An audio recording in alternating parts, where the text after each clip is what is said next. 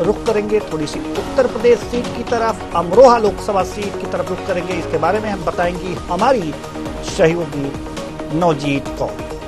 जी बिल्कुल, तो हम ग्राफिक्स के माध्यम से आपको बता रहे हैं कि कौन कौन जो है चुनावी मैदान में। तो आपको बता दें कंवर सिंह और तनवर सिंह मैदान में है, वहीं मुजाहिद हुसैन चुनावी मैदान में। इन दोनों की जो है टक्कर देखने को मिल रही है। अगर बात की जाए तो आपको बता दें कि कुल मतदाताओं की संख्या की तो हम आपको बता दें कि 16 लाख मतदाता हैं, जिसमें से महिला मतदाताओं की बात की जाए तो 7,14,796 महिला मतदाता है और पुरुष मतदाताओं की अगर बात की जाए तो 8,29,446 है। चलिए अब एक नजर जनादेश की ओर डाल लेते हैं। तो आपको बता दें कि जीते कुंवर दानिश अली बसपा से थे और कंवर सिंह और तनवर सिंह जो है वो बीजेपी से हारे थे।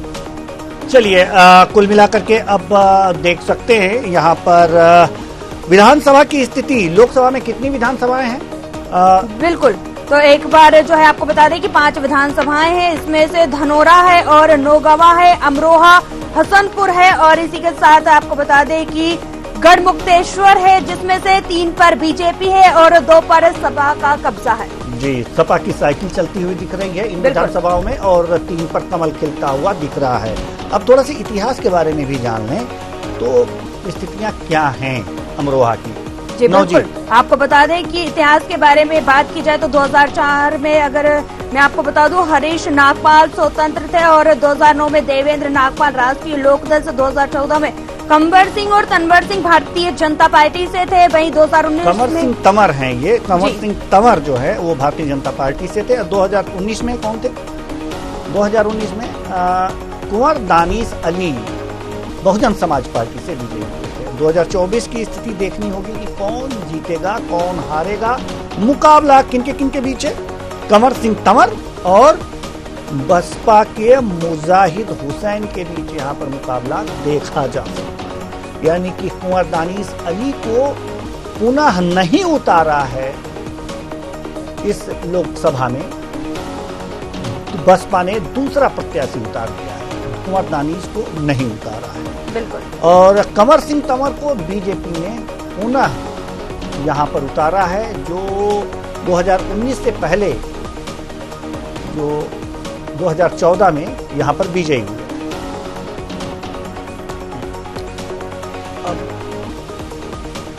और अब हम पूरे जो स्थितियां हैं उस पर हम चर्चा करेंगे। हालांकि ये तो यूपी की सीट थी, लेकिन हम पूरे देश में जो चुनाव हो रहे हैं उसके परिप्रेक्ष्य में हम पूरा जो है चर्चा करेंगे। चर्चा के लिए हमारे साथ जो मेहमान इस समय जुड़े हुए हैं उनसे आपका परिचय करा दें। तो सबसे पहले अश्वनी शाही जी बीजेपी से हमारे साथ जुड़े हुए हैं, बहुत बहुत स्वागत है आपका हमारे इस कार्यक्रम में। और साथ ही साथ हमारे साथ स्टूडियो में मौजूद हैं संजय यादव जी, राजनीतिक विश्लेषक। और भी मेहमान हमारे साथ देर सवेर जुड़ेंगे, लेकिन हम चर्चा की शुरुआत कर देते हैं। चर्चा की शुरुआत करते हुए हम सबसे पहले अश्वनी शाही जी के पास आएंगे। अश्वनी शाही जी, सवाल यहाँ पर यह है कि अभी जो प्रधानमंत्री नरेंद्र मोदी जी ने 2 बातें कही हैं। अररिया बिहार में उन्होंने बातें कही हैं और कर्नाटक में राहुल गांधी जी ने एक तरह से कहा जा सकता है कि पूरक उनका उत्तर दिया है। राहुल गांधी ने यह कहा है, सबसे पहले राहुल गांधी जी की हम बातें करते हैं। राहुल गांधी जी ने कहा है कि 22 लोगों के पास उतना धन है जितना 70 करोड़ भारतीय लोगों के पास है। अब जब उनकी सरकार बनेगी तो इनका एक्सरे होगा और एक्सरे करने के बाद इसका वितरण भी किया जाएगा। तो अच्छी बात है, हमको तो यही लग रहा है कि अच्छी बात है। अगर जो 22 लोगों से जो धन कमाया हुआ है तो कुछ गरीबों में आ जाए तो अच्छी बात होगी। क्या लगता है आपको? हम जैसे गरीबों का कुछ भला हो जाएगा? अरे एकदम बहुत अच्छी बात है देवेंद्र जी। राहुल जी को एक चीज और सोचना चाहिए कि 2014 के पहले क्या है, ये 22 लोग जो हैं, ये क्या लगभग 140 करोड़ की आबादी आज है, तो उस समय भी मान लीजिए कि 10 साल पहले भी 125 करोड़ की आबादी 120 करोड़ की रही होगी। तो क्या ये 22 लोगों वाला जो पैसा था वो 22 लाख लोगों के पास था, 22 करोड़ लोगों के पास था, या सबके पास 1-1 करोड़ रुपया था? ये भी इनको बताना चाहिए था कि आज कैसे हो गया, संकुचित होकर आ गया और बाकी लोग गरीब हो गए। क्योंकि गरीबी हटाओ का नारा तो ये देते चले आ रहे हैं, 60 के दशक से इंदिरा जी दे रही हैं। उसी के दौरान जो है इन लोगों ने, इंदिरा जी ने 73 में एक बार काम किया था, जो राहुल जी आज तैयारी कर रहे हैं, इंदिरा जी कर चुकी हैं वो। 73 के दौरान जो है 5 साल तक खातों पर रोक लगा दी गई थी। देवेंद्र जी याद होगा आपको कि कोई भी व्यक्ति पैसा नहीं निकाल सकता है अपने खातों से 5 साल तक। इमरजेंसी 75 में लग गई। तो बड़े दुर्दिन हिंदुस्तान के लोगों ने देखे हैं। और आज उन्होंने कर्नाटक के भाषण में एक और बात कहा, ये घूम घूम कर अग्निवीर का विरोध करते हैं। भाई वो कौशल मान लीजिए कि वो लोग ट्रेंड होंगे, सब कुछ होंगे, तो इन्होंने क्या कहा है कि हम जो है लोगों को, ग्रेजुएट लोगों को अप्रेंटिस कराएंगे और 1 लाख रुपए उनके खातों में टकाटक देंगे। यही भाषा थी उनकी। पूरा भाषण सुनिएगा तो जो इनका अनुवाद कर रहे थे वो भी ये टकाटक कर रहे थे। तो ये जो टकाटक है डीबीटी के माध्यम से माननीय मोदी जी की देन है। जो आज टकाटक वाली बात कर रहे हैं वो नहीं बताएंगे, क्योंकि इनके समय में तो 15 पैसा जनता तक पहुंचता था, राजीव जी कहते थे, और 85 पैसा कांग्रेसी खा जाते थे। आज इसी एक्सरे को लेकर और यही बांटने वाले को, जिसमें आपने कहा कि हम लोगों का फायदा हो जाएगा, भारतीय जनता पार्टी ने जनमानस को ये बताने का काम किया कि इन लोगों का इतिहास ऐसा रहा है, खाते में पैसा रोकने से लेकर बहुत कुछ। तो वही फिर से ये करने की तैयारी कर रहे हैं। और इनके जो गुरु हैं, एक गुरु अमेरिका में बैठे हुए हैं, उन लोगों ने, उन्होंने भी मोहर लगा दिया है कि भाई 45% जो है मिलना चाहिए, अमेरिका में मिलता है, इस पर चर्चा होनी चाहिए हिंदुस्तान में। तो जनता को बताने का काम माननीय प्रधानमंत्री जी कर रहे हैं। और जनता को बड़े सरल शब्दों, ये लोग कभी कभी अंग्रेजी में बोल जाते हैं, हम लोग पढ़े लिखे नहीं है, भारतीय जनता पार्टी तो अनपढ़ों की पार्टी कहते हैं ये लोग, तो हम लोग उसको हिंदी में बताते हैं कि भाई देखिए माता जी, आपका धन होगा अगर, तो धन के मतलब गांव में क्या होता है, कुछ पैसे एक आदमी कमाता है, इकट्ठा करता है परिवार को देकर, उस पैसे से सोना खरीदता है, उस सोने में ही मंगलसूत्र आता है। आपने कहा तो उसको डिकोड करना हमारा काम है, हम डिकोड करके जनता को पहुंचा रहे हैं। उस समय तो माननीय मनमोहन सिंह जी ने कहा था कि SC, ST, OBC, महिला सबका हक है, विशेषकर पर्टिकुलर मुस्लिम्स।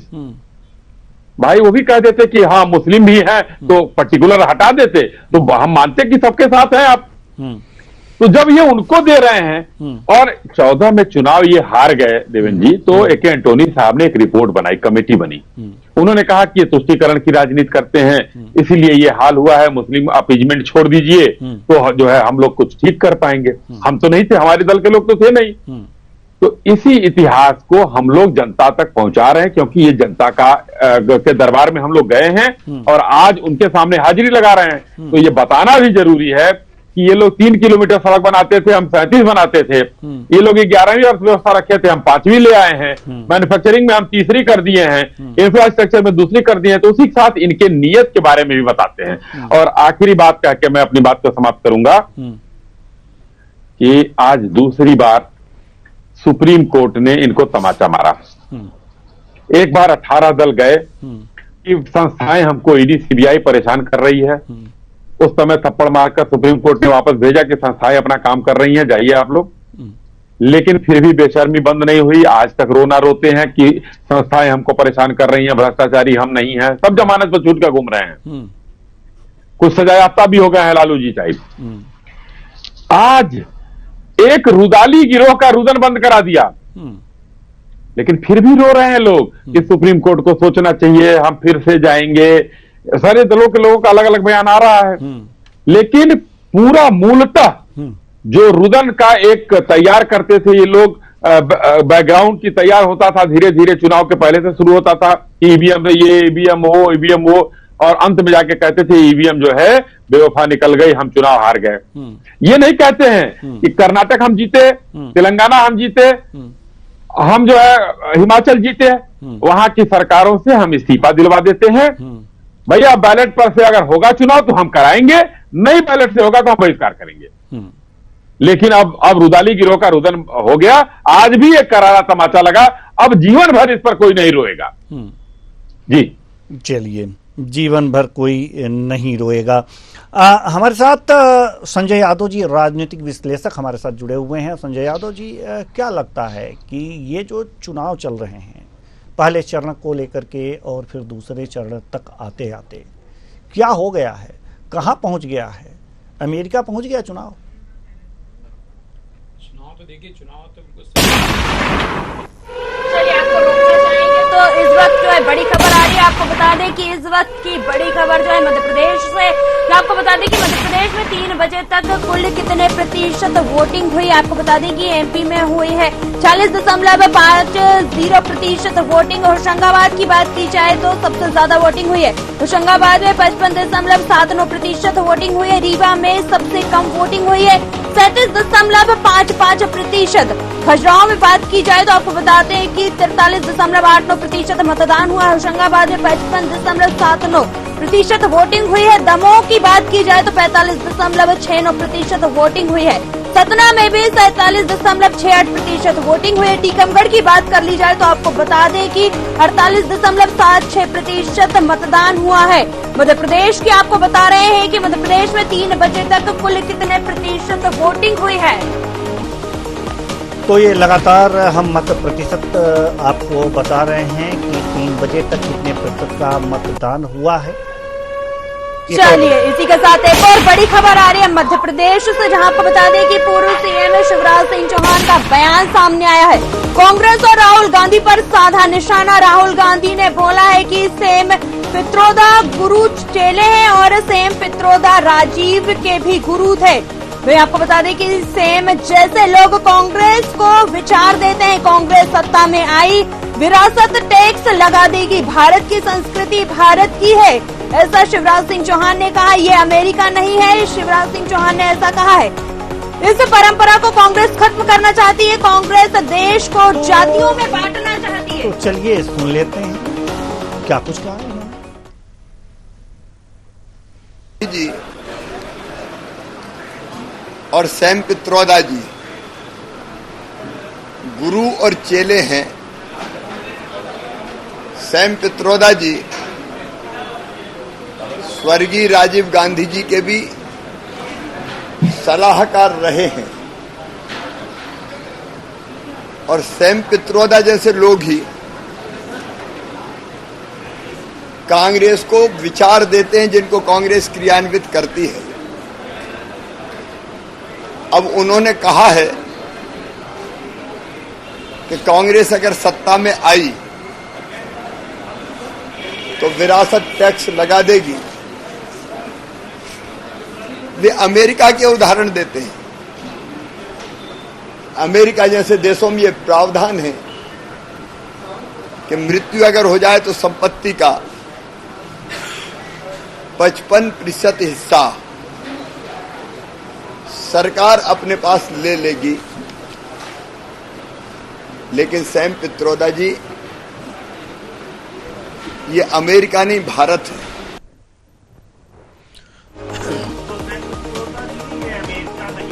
है यानी कि दूसरे चरणों तक आते आते हम अमेरिका पहुंच गए। वहां की नियम कानून पर वार्ता होने लगी और यही बात हम कर रहे थे।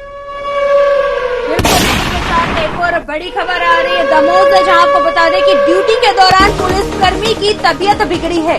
जवान सुरेश सिंह तोमर की तबीयत बिगड़ी है। सुरेश सिंह तोमर को भेजा गया अस्पताल। दमोह के हटा मतदान केंद्र में मचा हड़कंप। तो बड़ी खबर बता रहे हैं दमोह से, जहां ड्यूटी के दौरान पुलिसकर्मी की तबीयत बिगड़ गई है, जिसके बाद उसे जिला अस्पताल में भर्ती कराया गया है। दमोह के हटा मतदान केंद्र में मचा हड़कंप। तो बड़ी खबर, जवान सुरेश सिंह तोमर की तबीयत बिगड़ने की खबर है। चलिए, इसी के साथ एक और बड़ी खबर निकलकर सामने आ रही है भोपाल से, जहां आपको बता दें कि बीजेपी नेता हरीश शंकर की कार में तोड़फोड़ हुई है। अज्ञात युवकों ने कार के तोड़े शीशे। पूरी घटना सीसीटीवी कैमरे में कैद हुई। अज्ञात 5 युवकों ने रात को की तोड़फोड़। आरोपियों की तलाश में जुटी हुई है पुलिस। टीला जमालपुरा थाना क्षेत्र का पूरा मामला बताया जा रहा है। तो तस्वीरों में आप देख सकते हैं कि कार की क्या दुर्गति हुई है, किस तरह से आरोपियों ने कार के शीशे को तहस नहस कर दिया है, तोड़ दिया है। आरोपियों की तलाश में पुलिस जुटी हुई है।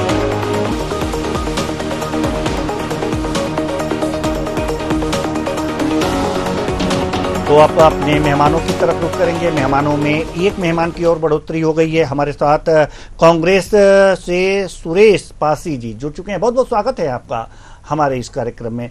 कुछ चर्चा की शुरुआत तो बहुत पहले ही हो गई थी, लेकिन जो बड़ी खबरें आ रही हैं, हम अपने मेहमानों से एक बार क्षमा चाहेंगे कि जो भी बड़ी खबरें आ रही हैं हमको अपने दर्शकों तक पहुंचानी है, इसलिए जो भी चर्चाएं हैं उसको बीच में रोकना पड़ रहा है, तो इसके लिए हम क्षमा चाहते हैं। लेकिन अब चर्चा जारी रहेगी, लगातार जारी रहेगी। सवाल यहाँ पर यह है कि अभी थोड़ी देर पहले बातचीत हो रही थी कि चुनाव जो है वो अमेरिका तक पहुंच गया है, और शिवराज सिंह चौहान जी ने भी ये बातें कही हैं कि सैम पित्रोदा जो हैं वो राहुल गांधी के पिताजी के भी गुरु थे, अब इनके भी सलाहकार हैं। तो इस पर कुछ बातें हमारे जो राजनीतिक विश्लेषक महोदय संजय यादव जी हमारे स्टूडियो में जो मौजूद हैं इस वक्त, ये कह रहे थे। आप जारी रखिए। देखिए, ये बात तो सही है कि जो विरासत टैक्स ये गलत है। भारत की स्थिति अलग है। अमेरिका एक विकसित राष्ट्र है जिसको हम तुलना नहीं कर सकते भारत जैसे देश से। वहाँ पे आर्थिक, सामाजिक सभी स्थिति डिफरेंट है भारत से। अभी सैम पित्रोदा जी रहते हैं जरूर विदेश में, तो उनको लगता है शायद वैसा कुछ यहाँ भी हो सकता है संभव, परंतु अभी उस स्थिति में भारत नहीं है।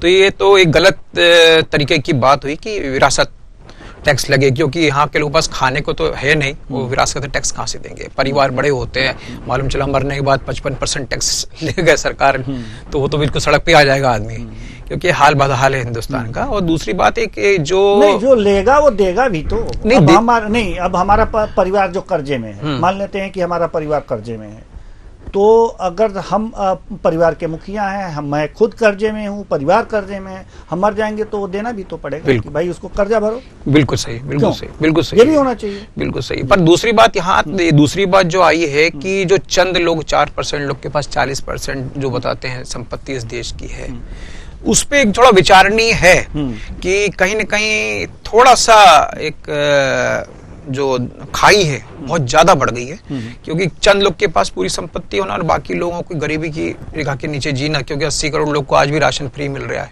अगर इतना संपन्न और विकसित हो जाता भारत तो आज नौबत नहीं आती कि चावल और दाल भी सरकार से लेना पड़े। तो उसका एक विचारणीय मुद्दा है कि ऐसी संपत्ति को हम किस प्रकार से सरकार उसको हैंडल करे और उनकी पूंजी सरकार ले, बांटे नहीं हम तो कह रहे हैं, पर सरकार के हिस्से में आए और सरकार उसकी योजना बनाए और सरकार उस पर काम करे। और दूसरी एक बात और आई है, जो मंगलसूत्र की बात आई है, तो मंगलसूत्र की बात तो ये है कि चुनाव इतने अच्छे टेम्पो में था, परंतु कहीं ना कहीं वो मंगलसूत्र की तरफ बढ़ता जा रहा है, कहीं ना कहीं वो मुस्लिम तुष्टीकरण की तरफ बढ़ता जा रहा है, और वो ठीक नहीं है। क्योंकि मंगलसूत्र की बात करते थे, आज मंगलसूत्र इतना, सोना इतना महंगा हो गया कि आम आदमी सोना खरीद ही नहीं सकता, और मंगलसूत्र तो दूर की बात हो गई है। और बार बार मुस्लिम को इनडायरेक्ट वे में चुनाव में पिंच करना, वो कहीं ना कहीं लगता है कि शायद वोटों का ध्रुवीकरण करना चाह रहे हैं। यदि भाजपा सही में विकास की है इस देश में, तो मैं माननीय भाजपा के सभी नेताओं से ये चाहूंगा कि वो विकास की बात करें, ये सब चीज छोड़ दीजिए, गौण चीज है। आप तो विकास की बात करें और विकास पे निकल गई है तो बात तो करेंगे ही। और हमारे साथ जो सुरेश पासी जी कांग्रेस के प्रवक्ता इस समय जुड़े हुए हैं, उनसे इस बात तो को भी क्लियर करा लेते हैं और जान लेते हैं। सुरेश पासी जी, आप तक मेरी आवाज पहुंच रही है? मेरी आवाज आ रही है? मैं सुशील पासी हूँ। आप जी, मेरा नाम सुशील पासी है। जी जी, सॉरी, सुशील पासी जी। तो सुशील पासी जी, आप तक मेरी आवाज पहुंच रही है, तो सवाल भी सुन लीजिए। सवाल यहाँ पर यह है कि जैसे कि बात की गई है कि 22 लोगों का एक्सरे किया जाएगा। एक तरह से मान लेते हैं कि राहुल गांधी लगातार कह रहे हैं, कर्नाटक में आज ही कहे हैं कि 22 लोगों के पास देश का 70 करोड़ लोगों के पास जितना धन है, उतना सिर्फ 22 लोगों के पास है देश में। तो और एक्सरे किया जाएगा, यानी कि इनका पैसा लेकर के जनता को दी जाएगी। तो सिर्फ इनका ही दिया जाएगा, या फिर अन्य लोगों का भी, और जो लोग हैं अमीर वर्ग के लोग हैं उनका भी लिया जाएगा, या सबका एक्सरे किया जाएगा? मध्यम वर्गीय से लेकर के ऊपर जितने भी लोग हैं सबका एक्सरे होगा? क्या होगा इसमें? और इनसे पैसे लिए जाएंगे उनके मुखिया से मर जाने के बाद? देखिए, भारतीय जनता पार्टी ने तो 10 साल तक इस देश पर शासन किया है, उससे आर्थिक विषमता की खाई बहुत गहरी हो गई है। इस देश में लोकतंत्र इसलिए लाया गया था कि सन 47 से पहले भी देश था, और 1947 के बाद जब ये देश लोकतंत्र और संविधान से जब चलने लगा तो ये इस देश के चलाने वालों लोगों की जिम्मेदारी बनती है कि सामाजिक असमानता और आर्थिक असमानता को हम खाई को खत्म करेंगे।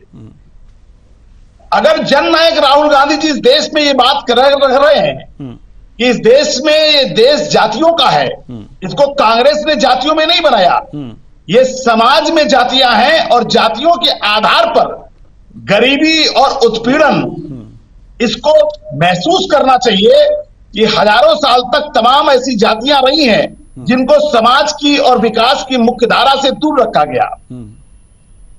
आज संविधान ने सबको सामाजिक, आर्थिक, राजनीतिक न्याय देने के लिए हमारा संविधान इस बात को कहता है। तो राहुल गांधी जी वही बात कह रहे हैं कि आर्थिक विषमता अगर इतनी बढ़ रही है तो इसको खत्म करने की जिम्मेदारी सरकारों की होती है। उन्होंने ये नहीं कहा है कि किसी की संपत्ति को छीन करके किसी को दे देंगे, लेकिन हमें इस बात को तो देखना ही होगा कि जो 80 करोड़ लोग अगर 5 किलो राशन पर जी रहे हैं तो गेहूं और चावल से तो खिचड़ी भी नहीं बनती, दाल की जरूरत होती है उसमें। चलिए, सुशील पासी जी से हमारा संपर्क इस समय टूट गया है, तो हम अश्विनी शाही जी की तरफ रुख करेंगे। अश्विनी शाही जी, सबसे पहले बड़ी खबर,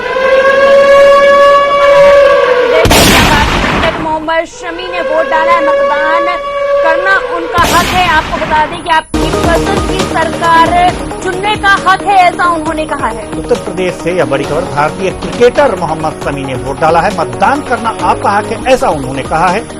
आइए सुनते हैं क्या कुछ कहा मोहम्मद शमी।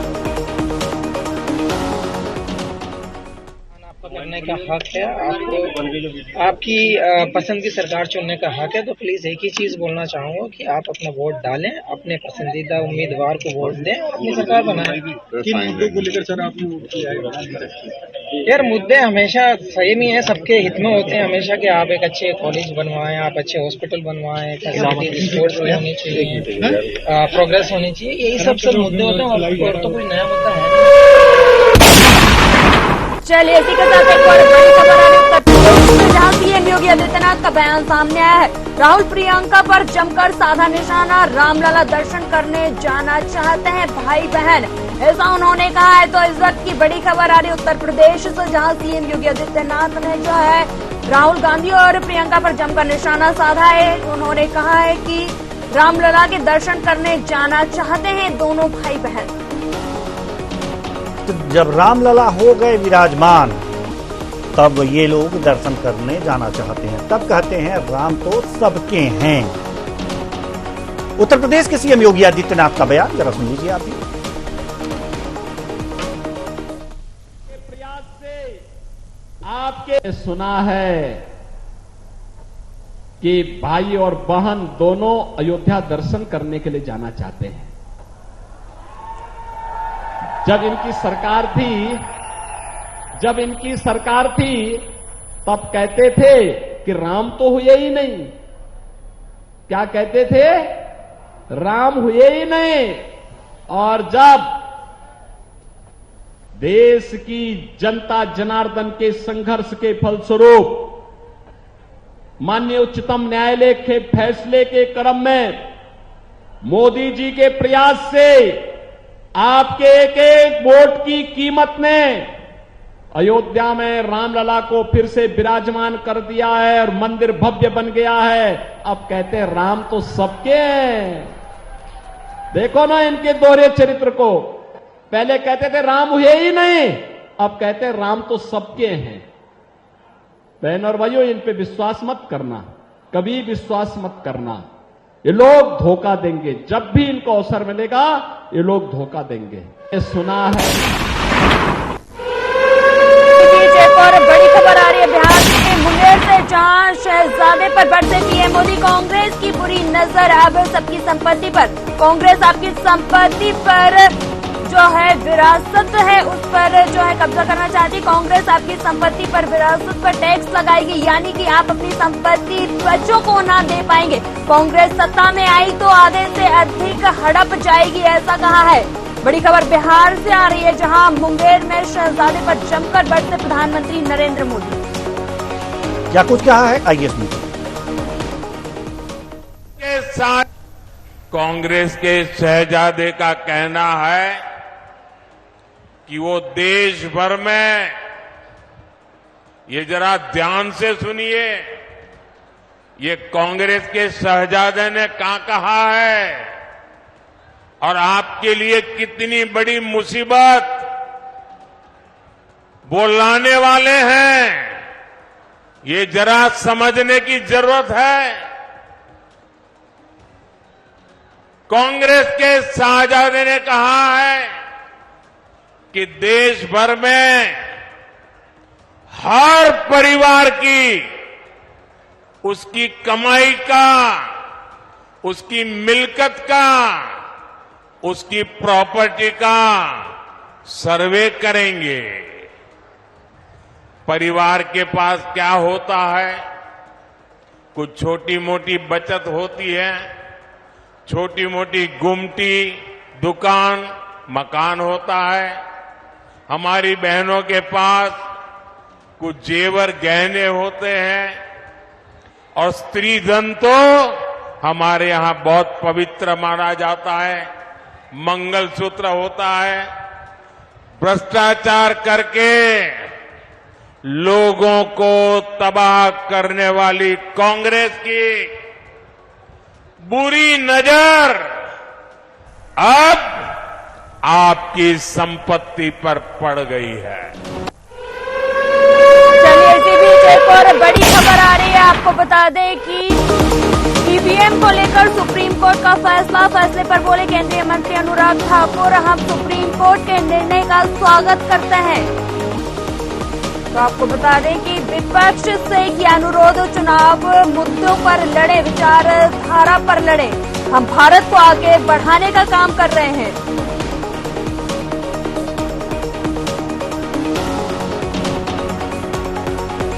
आइए सुनते हैं क्या कुछ कहा अनुराग ठाकुर। सुप्रीम कोर्ट का फैसला आया है, क्या कहेंगे सर?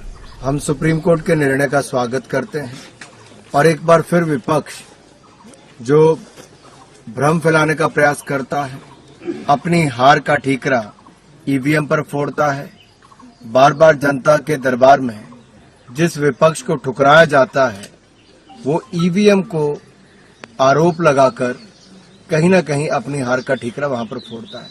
लेकिन अब सुप्रीम कोर्ट ने भी बड़ा स्पष्ट कर दिया है कि वीवीपैट की पर्चियों को मिलाने की याचिका को खारिज किया है, जिसका हम स्वागत भी करते हैं। और विपक्ष से मेरा इतना ही अनुरोध रहेगा, चुनाव लड़ना है तो मुद्दों पर लड़े, विचारधारा पर लड़े। हम लोग भारत को आगे बढ़ाने की दिशा में काम कर रहे हैं। मोदी जी के ईमानदार नेतृत्व में सेवा, सुशासन और गरीब कल्याण, ये है मोदी सरकार की पहचान। दूसरी ओर विपक्ष के भ्रष्टाचार, चाहे उनके यूपीए का नाम बदलकर इंडी गठबंधन रख लिया हो, चेहरे वही हैं, सोच वही है, काम वही है और जनता इनको स्वीकार करने के लिए तैयार नहीं है। सुप्रीम कोर्ट का फैसला आया है।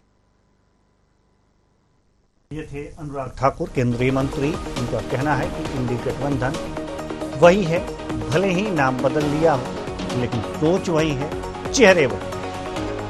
तो सोच वही है, चेहरे वही। क्या मतलब निकालें इसका? हमारे साथ हम पुनः अपने मेहमानों की तरफ रुख करेंगे और हमारे साथ संजय यादव, राजनीतिक विश्लेषक, हमारे साथ जुड़े हुए हैं। चेहरे वही है, सोच वही है। अब चेहरे तो अगर इंडिया गठबंधन है, उनके जितने दल हैं, तो चेहरे तो बेशक है कि चेहरा वो नेता रहेगा ही रहेगा। हाँ, सोच की बात हो सकती कि जैसे अभी बात आई है विरासत टैक्स, ये एक सोच है। तो ये सोच कहीं ना कहीं लोगों को या पार्टी को नहीं, ये विरासत टैक्स की जो सोच आई है, ये दूसरे चरण के मतदान से ठीक पहले, ये कांग्रेस या इंडी गठबंधन को रसातल में ले जाती दिख रही है या कि ऊपर उठाती हुई दिख रही है? नहीं, निश्चित रूप से इसका नुकसान होगा, कांग्रेस का नुकसान होगा, क्योंकि जनरली यहाँ पे पूरे देश में स्थिति जो है आर्थिक रूप से, एक तरफ तो वो आर्थिक समानता की बात कर रहे हैं, दूसरे तरफ विरासत टैक्स लगा रहे, तो ये कौन सी बात है? वो खुद कंफ्यूज है कहीं ना कहीं, जो सैम पित्रोदा जी का है और राहुल गांधी कह रहे हैं, तो इनकी एक ही पार्टी में दो मत है, जिससे कहीं ना कहीं नुकसान है कांग्रेस को, उसको समझा नहीं पा रहे। कंफ्यूजन की स्थिति अभी है, कंफ्यूजन की स्थिति कह सकते हैं कि अभी कंफ्यूजन की स्थिति है। अश्विनी साही जी, हम आपके पास आना चाहेंगे। अगर जैसे कि राहुल गांधी लगातार रैलियों में कह रहे हैं कि 22 लोगों के पास ही 70 करोड़ लोगों के बराबर धन है, अगर कांग्रेस इस स्टैंड पे आ जाती कि नहीं, हम उस 22 लोगों से जितना धन है उसका 50% धन लेकर के हम गरीबों में बांट देंगे, तब तो कुछ रास्ता ही अलग होता, फिर तो आपके लिए मुश्किल हो जाती। लेकिन कहीं ना कहीं स्टैंड नहीं ले पा रही है कांग्रेस कि उसे करना क्या चाहिए। भंवर में है इसलिए आप लाभ में हैं, क्यों? ऐसा नहीं है क्या अश्विनी साही जी? माननीय मंत्री अनुराग जी ने जो कहा, सोच वही है, सोच वही है, क्योंकि संपत्ति अधिनियम 1953 इन लोगों ने ही बनाया था। हिंदुस्तान में एक बार ये लोग लगा चुके हैं इस चीज को, इन्होंने भी 85 में खत्म भी किया उसको। कुछ सेटलमेंट करना होगा इधर उधर, अपनी जा रही होगी तो खत्म कर दिया होगा, कुछ हो रहा होगा, लेकिन लगा चुके हैं ये लोग हिंदुस्तान में, तो सोच वही है, इसको करना है। दूसरी चीज, जो ये कह रहे हैं कि 22 लोगों के पास है संपत्ति, लेकर हमको बांटना है, स्टैंड क्लियर इनका ना हो, तो ये बताइए 22 लोगों की संपत्ति जो है, 22 लोगों में राहुल गांधी जी जो है कमा कर दे गए हैं। राहुल गांधी जी जब आए थे उनको दान कर देना चाहिए जितनी संपत्ति आज है। भाई अगर उन्होंने आनंद भवन दान किया तो देश को दान कर दिया, तो जनता को दान कर देना। जैसे एक एक आदमी को कहते कि हम जिन लोगों के पास नहीं है, घर नहीं है, वहां हॉस्टल खोल देते हैं अनुसूचित जाति के लिए। नहीं, वो नहीं किया उन्होंने। वहां पर क्या है, संग्रहालय बनवा दिया उन्होंने, देश को दान कर दिया, अपने नाम पर संग्रहालय हो गया। तो ये लोग अपने नहीं करेंगे। राहुल जी के पास जो कई करोड़ों की संपत्तियां क्यों नहीं दान कर देते हैं? भाई इनके पास भी संपत्ति है। कौन सा इन्होंने जो है वो विद्यालय खोलकर और क्या कहते हैं फावड़ा चलाकर कमाया था? कई नौकरी भी नहीं करते थे। तो इसलिए आवाज आ रही है मेरी? हेलो जी जी, आपकी आवाज आ रही है। जी जी, तो मैं ये कह रहा था कि इन लोगों की सोच वही है। अब 22 लोग, अगर ये नक्सली सोच है, यही नक्सली सोचा करते थे कि जमींदारों से लूटो और दूसरों को बांटो। तो ये इस समय जब हिंदुस्तान में कम्युनिस्टों का जो है बोलबाला हुआ करता था, तो देखिए किस तरीके से कानपुर, बंगाल में किस तरीके से नेस्तनाबूद हो गए व्यापारी, सारी फैक्ट्रियां बंद हो गई। ट्रेड यूनियन किस तरीके से चला करते थे, वो सफल नहीं हुए, आज नेस्तनाबूद होकर केरल में चले गए, सिर्फ एक राज्य में है वो। तो इस तरीके से इनकी सोच भी कहीं फलीभूत नहीं होने जा रही है। और क्यों ले लें, आज मान लीजिए टाटा इतने पीढ़ियों के बाद उन्होंने कमाया है, देश के लिए भी कुछ किया है, देश की संपत्ति बढ़ती है तो उनकी संपत्ति बढ़ती है, तो देश की भी संपत्ति बढ़ती है, देश का भी नाम बढ़ता है। अंबानी अगर कमाए हैं और मेहनत की है, धीरू भाई अंबानी, उन्होंने पेट्रोल पंप पर पेट्रोल भरा था। इन्होंने तो अंग्रेजों का मुकदमा लड़कर पैसा कमाया है, गांधी परिवार ने। अंग्रेजों के चाटुकार तो थे ही, मुकदमा लड़ते थे। भाई इतनी भारी फीस इनकी होती थी कि हमारे इंडियंस के मान करता था नहीं देना फीस, अंग्रेजी दे सकते थे, तो ये लड़ते थे उनका मुकदमा। और ये लोग जो है जिस तरीके से काम कर रहे हैं, तो जो धीरू भाई अंबानी पेट्रोल पंप पर भरते थे, आज उनके यहां मान लीजिए कि विश्व के धनी में से है, तो क्यों दे दे भाई? क्यों दे दें? कोई संविधान बनाइए तो कोई संपत्ति ना करेगा, व्यापार ही नहीं करेगा, देश आपका ऐसे ही डूब जाएगा। जो लोग ये चाहते हैं, जो ये बात कर रहे हैं कि अगर देश में उद्योग व्यापार ना बढ़े, अगर मान लीजिए एक उदाहरण मैं देता हूं, चैनल आपका है, आपके साथ 40 लोगों की एक टीम है, 40 लोगों की मेहनत होती है, तो आपका दिमाग, आपका पैसा, चाहे आपने कर्जा लिया, चाहे आपने जो है अपने खेत बेचा, चैनल खोला, और आपके साथ 40 लोगों की टीम कर रही है। तो अब मैं कहूं कि मेरी सरकार है, देवेंद्र जी, ये सारा चैनल आपका 10 करोड़ का है, सबको दीजिए, बांटिए सबको, तो भाई सभी चैनल के मालिक हो जाएंगे, तो फिर नीचे का काम करोगे, पानी कौन पिलाएगा, समाचार कौन पढ़ेगा, आपके कैमरे के पीछे कौन रहेगा, ये काम कौन करेगा। तो अगर सबको आप बराबर करने की बात कर रहे हैं तो ये अव्यावहारिक सोच है और ये टोटल अर्बन नक्सल की सोच है, जो कि हिंदुस्तान में फलीभूत नहीं हो सकता है। राहुल गांधी जी वही चाहते हैं कि हिंदुस्तान में करें, तो मैं कहता हूं, आह्वान करता हूं, इनके जीजा जी के पास बहुत जमीनें हैं, दान कर दें सबको। मुरादाबाद में बड़े गरीब लोग हैं। राहुल गांधी जी अभी पता नहीं 8 करोड़ 10 करोड़ कितने, शुरुआत अपने परिवार से। Charity begins at home. जी बिल्कुल बिल्कुल बिल्कुल बिल्कुल, हम आएंगे आपके पास, लेकिन उससे पहले एक बड़ी खबर आ रही है। ये जो बड़ी खबर आ रही है,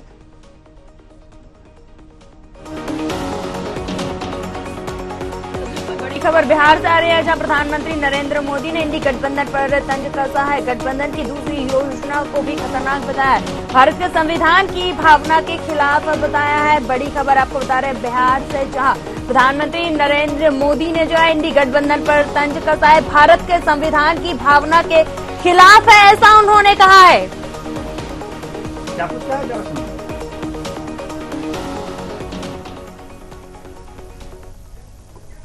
क्या कुछ कहा है, आइए सुनते हैं।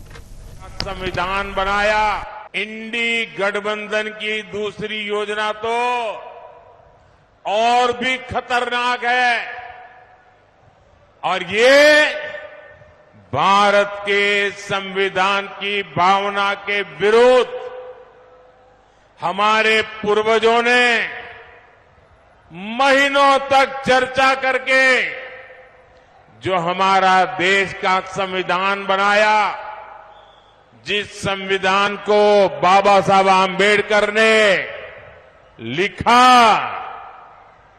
उस संविधान की भावना के खिलाफ, बाबा साहब आम्बेडकर की योजना और विचार के खिलाफ अब वो धर्म के आधार पर आरक्षण लाना चाहते हैं। कांग्रेस कर्नाटका में उन्होंने एक मॉडल खड़ा किया है। मेरे ओबीसी समाज के जो भाई यहां है, ये जरा समझ लें कितना बड़ा भयंकर संकट इनका खेल है। कर्नाटका में उन्होंने एक मॉडल बनाया है, जो अब संविधान का उनका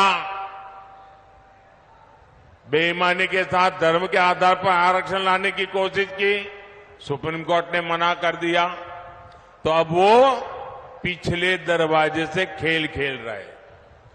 और इसलिए उन्होंने क्या किया, कर्नाटका में ओबीसी को जो 27% आरक्षण संविधान ने दिया है, बाबा साहब आम्बेडकर ने दिया है, भारत की संसद ने दिया है, उन्होंने क्या किया, रातों रात कर्नाटका में जितने भी मुसलमान समाज के लोग हैं, रातों रात एक कागज निकाला, ठप्पा मार दिया और कह दिया कि सारे के सारे मुसलमान ओबीसी है।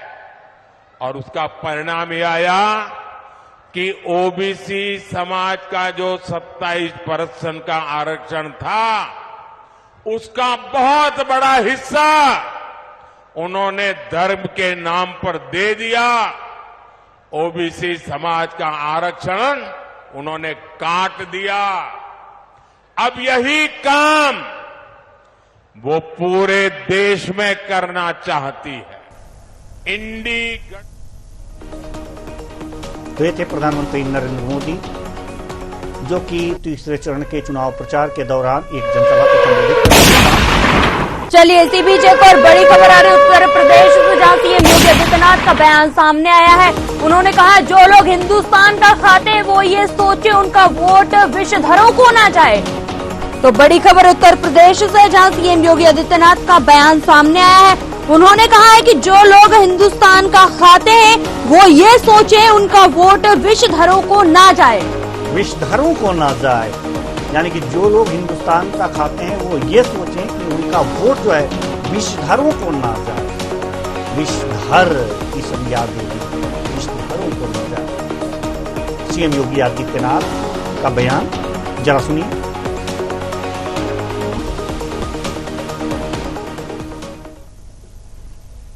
एक ही अपील करने के लिए आया हूं कि क्या हमारा वोट जो लोग हिंदुस्तान का खाते हैं, जो ये मानते हैं उनके पूर्वज हिंदुस्तानी हैं, उनकी आने वाली पीढ़ी को हिंदुस्तान में ही रहना है, उनको सोचना होगा उनका वोट उन विषधरों को नहीं जाना चाहिए जो लोग भारत माता की जय जयकार करने में संकोच करते हों। एक ही अपील करने के लिए आया हूं कि क्या तो अभी आपने सुना सीएम योगी आदित्यनाथ को, जो लोग हिंदुस्तान का खाते हैं वो ये सोचें कि उनका वोट विषधरों को न जाए। बड़ा ही विचित्र, बहुत ही तीखा बयान इन्होंने दिया है, विषधर की संज्ञा दी है। किससे कहा होगा विषधर? कौन हो सकता है विषधर? हम अपने मेहमान के पास जाते हैं। हमारे साथ स्टूडियो में मौजूद हैं संजय यादव जी, राजनीतिक विश्लेषक।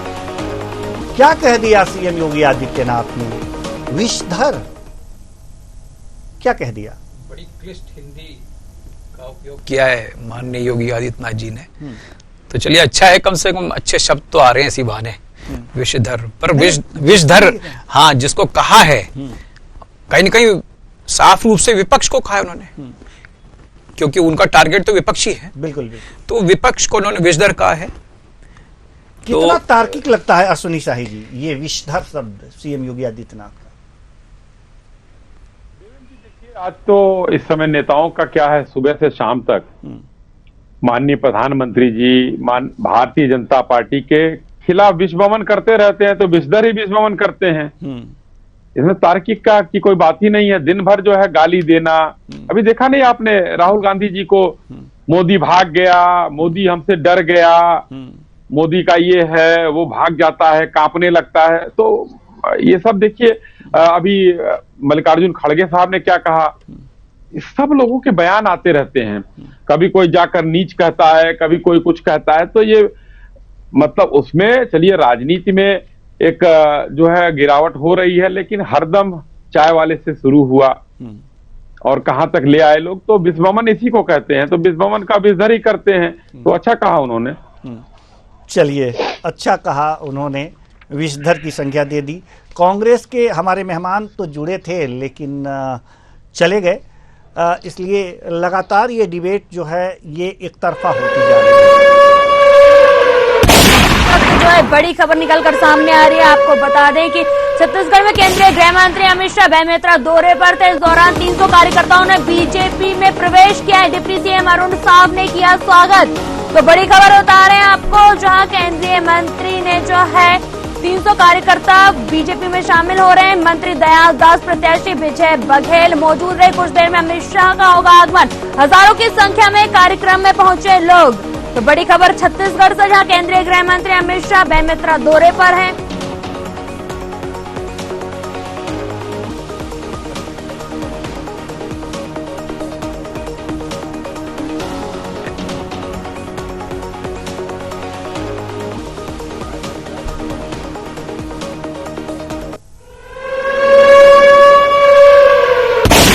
इसी बीच एक और बड़ी खबर गरियाबंद से आ रही है, जहां बारात जाने से पहले दूल्हे ने किया मतदान। अरुणाचल में सीमा सशस्त्र बल में पदस्थ दूल्हा जवान ने का पहले मतदान। फिर सारे काम वहीं आपको बता दें कि ग्राम सुरदी खुर्द मतदान केंद्र में उन्होंने मतदान किया है और गरियाबंद में बारात जाने से पहले दूल्हे ने मतदान किया है। अच्छा ये दृश्य है, वास्तव में प्रेरणादायक। सुबह दुल्हन अपने घर जाने से पहले मतदान किया और अब बारात जाने से पहले ये दूल्हे जा रहे हैं मतदान करने। आइए क्या कुछ कह रहे हैं दूल्हे, ये भी सुन लेते हैं। मेरा कर्तव्य यही है और सबसे यही कहना चाहता हूँ कि पहले मतदान फिर दूसरा काम। आप सेना में भी? जी हाँ, मैं सेना में भी हूँ। कौन सा पोस्ट? जी SSB सशस्त्र सीमा बल। इसके पहले आपकी मतदान की प्रक्रिया क्या होती? जी मेरा मतदान की प्रक्रिया था पोस्ट द्वारा होता था, पहली बार आप खुद आज डाल? जी, मैं आज पहली बार यहाँ अपने घर में पहुंचा हूँ, शादी में मेरा खुद, तो यहीं आके डाल रहा हूँ। तो आपने देखा कि दूल्हे राजा ने क्या बयान दिया। अपने दुल्हनिया के घर जाने से पहले इन्होंने मतदान केंद्र जाना जरूरी समझा, ये अच्छी बात है। चलिए, इसी बीच एक और बड़ी खबर निकलकर सामने आ रही है। आपको बता दें कि कटनी से जहां मतदान के आखिरी क्षण में बदला मौसम, तेज हवा और आंधी के साथ हुई बारिश, मतदान केंद्रों पर छाया सन्नाटा। बड़ी खबर बता रहे हैं आपको कटनी से, जहां मतदान के आखिरी क्षणों में जो है मौसम का मिजाज भी बदला हुआ नजर आया है। तेज हवा और आंधी के साथ हुई बारिश।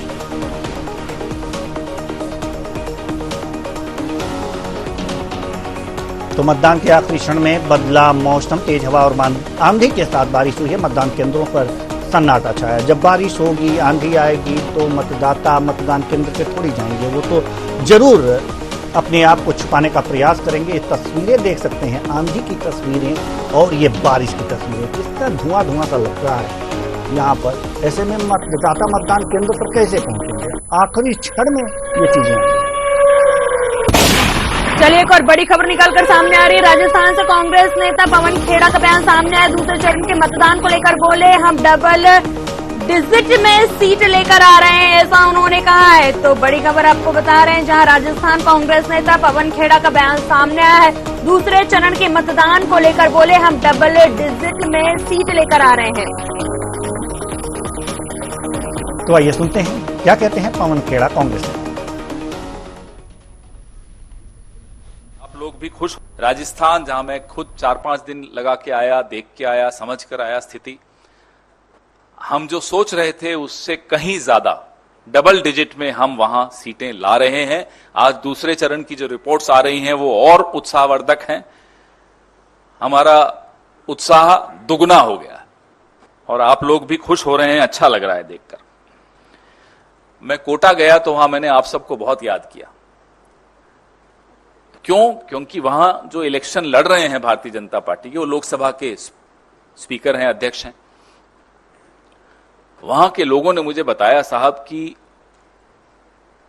19 के चुनाव से पहले लगभग 14-15 के आसपास उन्होंने जीतने के बाद कहा कि मैं अब अगला चुनाव यहां तभी लड़ूंगा जब मैं यहां हवाई अड्डा ले आऊंगा। राजस्थान जहां मैं खुद 4-5 दिन लगा के आया। तो ये थे पवन खेड़ा, जो दूसरे चरण के मतदान को लेकर काफी उत्साहित हैं और कह रहे हैं कि हम डबल डिजिट में सीटें लेकर के आ रहे हैं। यानी पहले उम्मीद नहीं थी, अब उम्मीद बढ़ गई है। हमारे साथ चलिए, इसी बीच एक और बड़ी खबर सामने आ रही है। आपको बता दें कि मध्य प्रदेश से जहां अभिनेता आशुतोष राणा ने डाला वोट, मतदान के बाद बोले राणा, हमें अपने मत का इस्तेमाल करना चाहिए, ऐसा उन्होंने कहा है। तो अभिनेता आशुतोष राणा ने मत का प्रयोग किया है और उन्होंने कहा है कि हमें अपने मत का उपयोग करना चाहिए। अभिनेता आशुतोष राणा ने क्या कुछ कहा है, आइए सुनते हैं।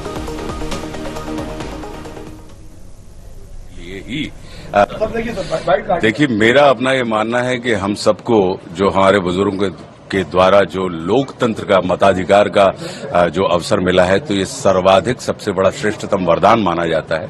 तो निश्चित रूप से आप राष्ट्र में, देश में किसी भी स्थान पर क्यों ना हो, खास करके जब ये आज की तारीख में जब मतदान हो रहा है, तो हमें इसका भरपूर इस्तेमाल करना चाहिए, क्योंकि ये एक ऐसी व्यवस्था है कि आपके द्वारा आपके लिए ही निर्मित आपका ही तंत्र है। तो इसके लिए मैं हर बार, चूंकि मैं मुंबई में रहता हूं 1994 से, तो लगातार जब भी कभी लोकसभा के समय में या विधानसभा में, और हमने अपनी वोट गाडरवारा से, ये हमारा जन्म स्थान है, मूल स्थान है, तो हमने अपनी वोट कभी भी गाडरवारा से नहीं बदलवाई है। तो मैं कहीं भी रहता हूं, मेरा प्रयास रहता है और अभी तक गुरु कृपा से मेरे सारे के सारे प्रयास फलीभूत हुए हैं और मुझे वोट डालने का अवसर मिला है। आप एक मतदाताओं को अपील करना चाहते हैं? मैं निश्चित रूप से ये कहना चाहूंगा कि आप अपने मत के अधिकार का कहीं पर भी हो इस्तेमाल करें, उसका प्रयोग करें, क्योंकि इससे आप अपने भविष्य, अपनी नियति, अपनी नीति का ही निर्माण करने वाले हैं।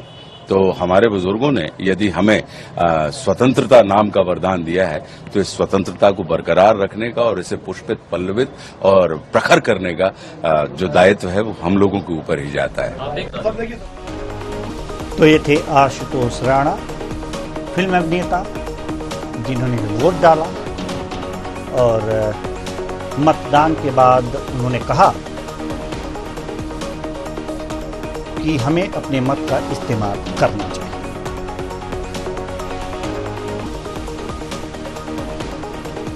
तो चलिए अपने मेहमानों के पास अब चलते हैं। हमारे साथ जो स्टूडियो में हमारे साथ मौजूद हैं संजय यादव जी, राजनीतिक विश्लेषक, और अश्वनी शाही जी भी, शायद अश्वनी शाही जी हमारे साथ मौजूद नहीं है, लेकिन राजनीतिक विश्लेषक संजय यादव जी हमारे साथ हैं। संजय जी, जैसा कि अभी पवन खेड़ा जी ने कहा है कि राजस्थान में ऐसा लग रहा है कि वो डबल डिजिट में आ रहे हैं, इससे पहले नहीं लग रहा था उनको। क्या लगता है आपको इस कथन का हम क्या मतलब समझें कि पहले आशा नहीं थी, दूसरे चरण में ऐसी आशा उत्पन्न हो गई? ऐसा क्या कुछ देख लिया होगा उन्होंने, पवन खेड़ा जी ने? इसमें बात यह है कि देखिए, कांग्रेस को अनुमान है कि उसकी वर्तमान स्थिति क्या है देश में, तो कहीं ना कहीं अपने कार्यकर्ताओं और पार्टी और वोटरों का एक मनोबल बढ़ाने की चेष्टा है, जहां तक मुझे समझ में आता है। और राजस्थान में भाजपा काफ़ी अच्छी स्थिति में है। ये जरूर है कि वहाँ पे अंदरूनी कलह रही है, वसुंधरा जी का रहा है, साथ में एक प्रमुख कारण वहाँ पे क्षेत्रीय नेता है हनुमान बेनीवाल जी, तो ये कुछ अंदरूनी गठजोड़ बना है जिससे इनको लगता पवन खेड़ा जी को शायद हम डबल डिजिट में आ जाएंगे। परंतु देखा जाए तो लगातार लंबे समय से भाजपा ने वहाँ पे अपनी पैठ जमा रखी है। ठीक है, एक बार अशोक गहलोत जी रहे सीएम, परंतु भाजपा उससे कहीं कम नहीं है। भाजपा का संगठन, भाजपा का जितने प्रत्याशी भी उतरे हैं, सब बेहतरीन प्रत्याशी उतरे हैं।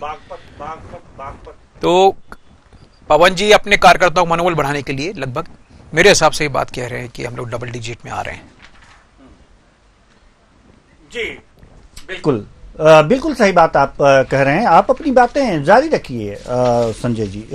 संजय जी, आपकी बातें जो हैं वास्तव में थोड़ी सी तीखी हैं, मिर्चीदार हैं, लेकिन हैं कुछ ये कहा जा सकता है, क्यों नवजीत, ये ऐसा कहा जा सकता है कि सत्यता से हट करके नहीं है, सत्यता से परे नहीं है, लेकिन मिर्ची तो लगती है आपकी बातों से। और वास्तव में मिर्ची लगे या ना लगे, हम पत्रकारों का धर्म ही होता है कि हम सत्य बातें ही अपने दर्शकों के सामने पेश करें। जिनको मिर्ची लगनी है लगे, उससे हमारा कोई संबंध नहीं है। अब हम चाहेंगे नवजीत से कि इससे पहले कि हम और हमारे साथ मेहमान जुड़ें और भी कुछ लोग हमारे साथ बातचीत में जुड़ें, इससे पहले हम चाहते हैं कि जो उत्तर प्रदेश की बागपत सीट है, उत्तर प्रदेश की जो बागपत सीट, इस पर कुछ जो ग्राफिक्स के माध्यम से प्रकाश डालना है, उस पर हम प्रकाश डालें।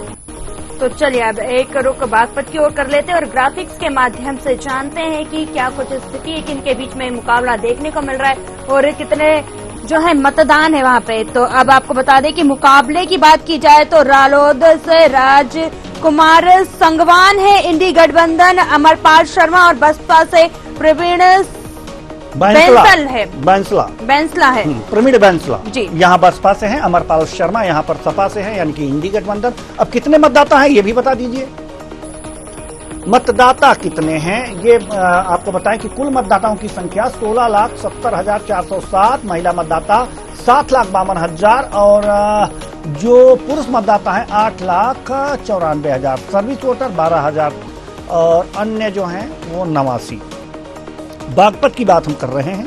जनादेश पर आ जाते हैं। जनादेश क्या है 2019 में? बिल्कुल, जनादेश की बात की जाए तो आपको बता दें कि बीजेपी से सत्यपाल सिंह जीते थे और आरएलडी से जयंत चौधरी हारे थे।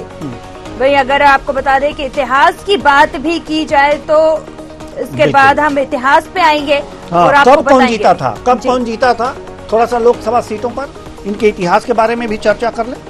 बिल्कुल, तो आपको बता दें कि 1999 में अजित सिंह राष्ट्रीय लोकदल से थे और 2004 में अजित सिंह ही थे। माफ कीजिएगा 1999 से लेकर 2009 तक अजित सिंह रहे और इसके बाद 2014 की बात की जाए तो आपको बता दें कि सत्यपाल सिंह भारतीय जनता पार्टी से थे। 2014 से 2019 तक सत्यपाल सिंह भारतीय जनता पार्टी से ही रहे। यानी कि 2019 में भी सत्यपाल सिंह जीते, 2014 में भी सत्यपाल सिंह जीते, 2009 में अजीत सिंह, 2004 में अजीत सिंह। ये है यहाँ का इतिहास। बहुत ज्यादा गहराई में नहीं जाएंगे। और बागपत की जहां तक बात हो गई,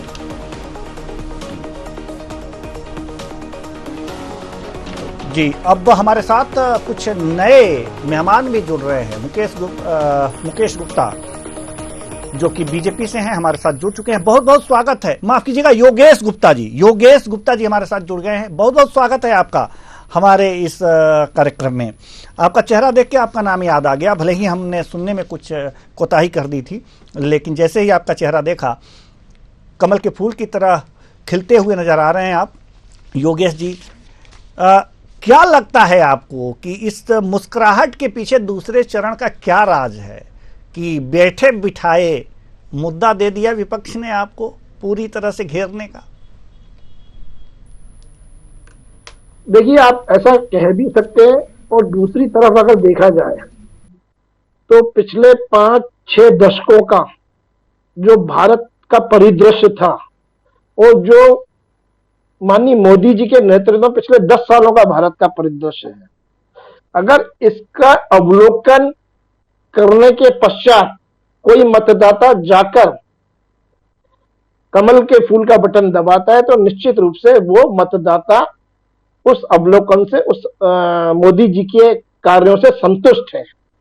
अगर हमारी लाडली बहनें, उनके खातों में सीधे बिना किसी भ्रष्टाचारी के रुकावट के पैसा आता है और वो कमल के फूल का बटन दबाती हैं, तो निश्चित रूप से मोदी जी के प्रति वो अपना अपार श्रद्धा जाहिर करती हैं। हमारा किसान, जिसका उन्नयन लगातार भारतीय जनता पार्टी की शासन में हो रहा है और किसान सम्मान निधि के माध्यम से उसके खाते में भी डीबीटी के थ्रू जो पैसा जा रहा है और वो कमल के फूल का बटन दबा रहा है, तो निश्चित रूप से वो माननीय मोदी के प्रति अपनी कृतज्ञता जाहिर कर रहा है। हमारे जो युवा हैं, युवा साथी, उनको IT sector, management sector, medical sector, paramedical sector के थ्रू पिछले 10 सालों में लाखों युवाओं को मनचाही जॉब मिली है। आईपीओ और आईपीएफ के जो रिकॉर्ड होते हैं, सीपीएफ के जो रिकॉर्ड होते हैं, उस पर यह प्रमाणित होता है। 5 लाख से ज्यादा स्टार्टअप पिछले 10 सालों में माननीय मोदी जी के नीतियों के माध्यम से खुले हैं, जो लाखों लोगों को रोजगार भी दे रहे हैं पूरी। और 50,000 से ज्यादा स्टार्टअप मध्य प्रदेश में, जिसमें से कई ऐसे स्टार्टअप थे जिनको केंद्र सरकार द्वारा प्रोत्साहन दिया गया है। वहीं इंफ्रास्ट्रक्चर डेवलपमेंट की बात करें तो मध्य प्रदेश का जो परिदृश्य था 2003 में मिस्टर बंटाधार दिग्विजय सिंह जी के समय, जहां बत्ती गुल रहती थी और सड़कों की जगह गड्ढे होते थे और सिंचाई का रकबा सूखा पड़ा होता था,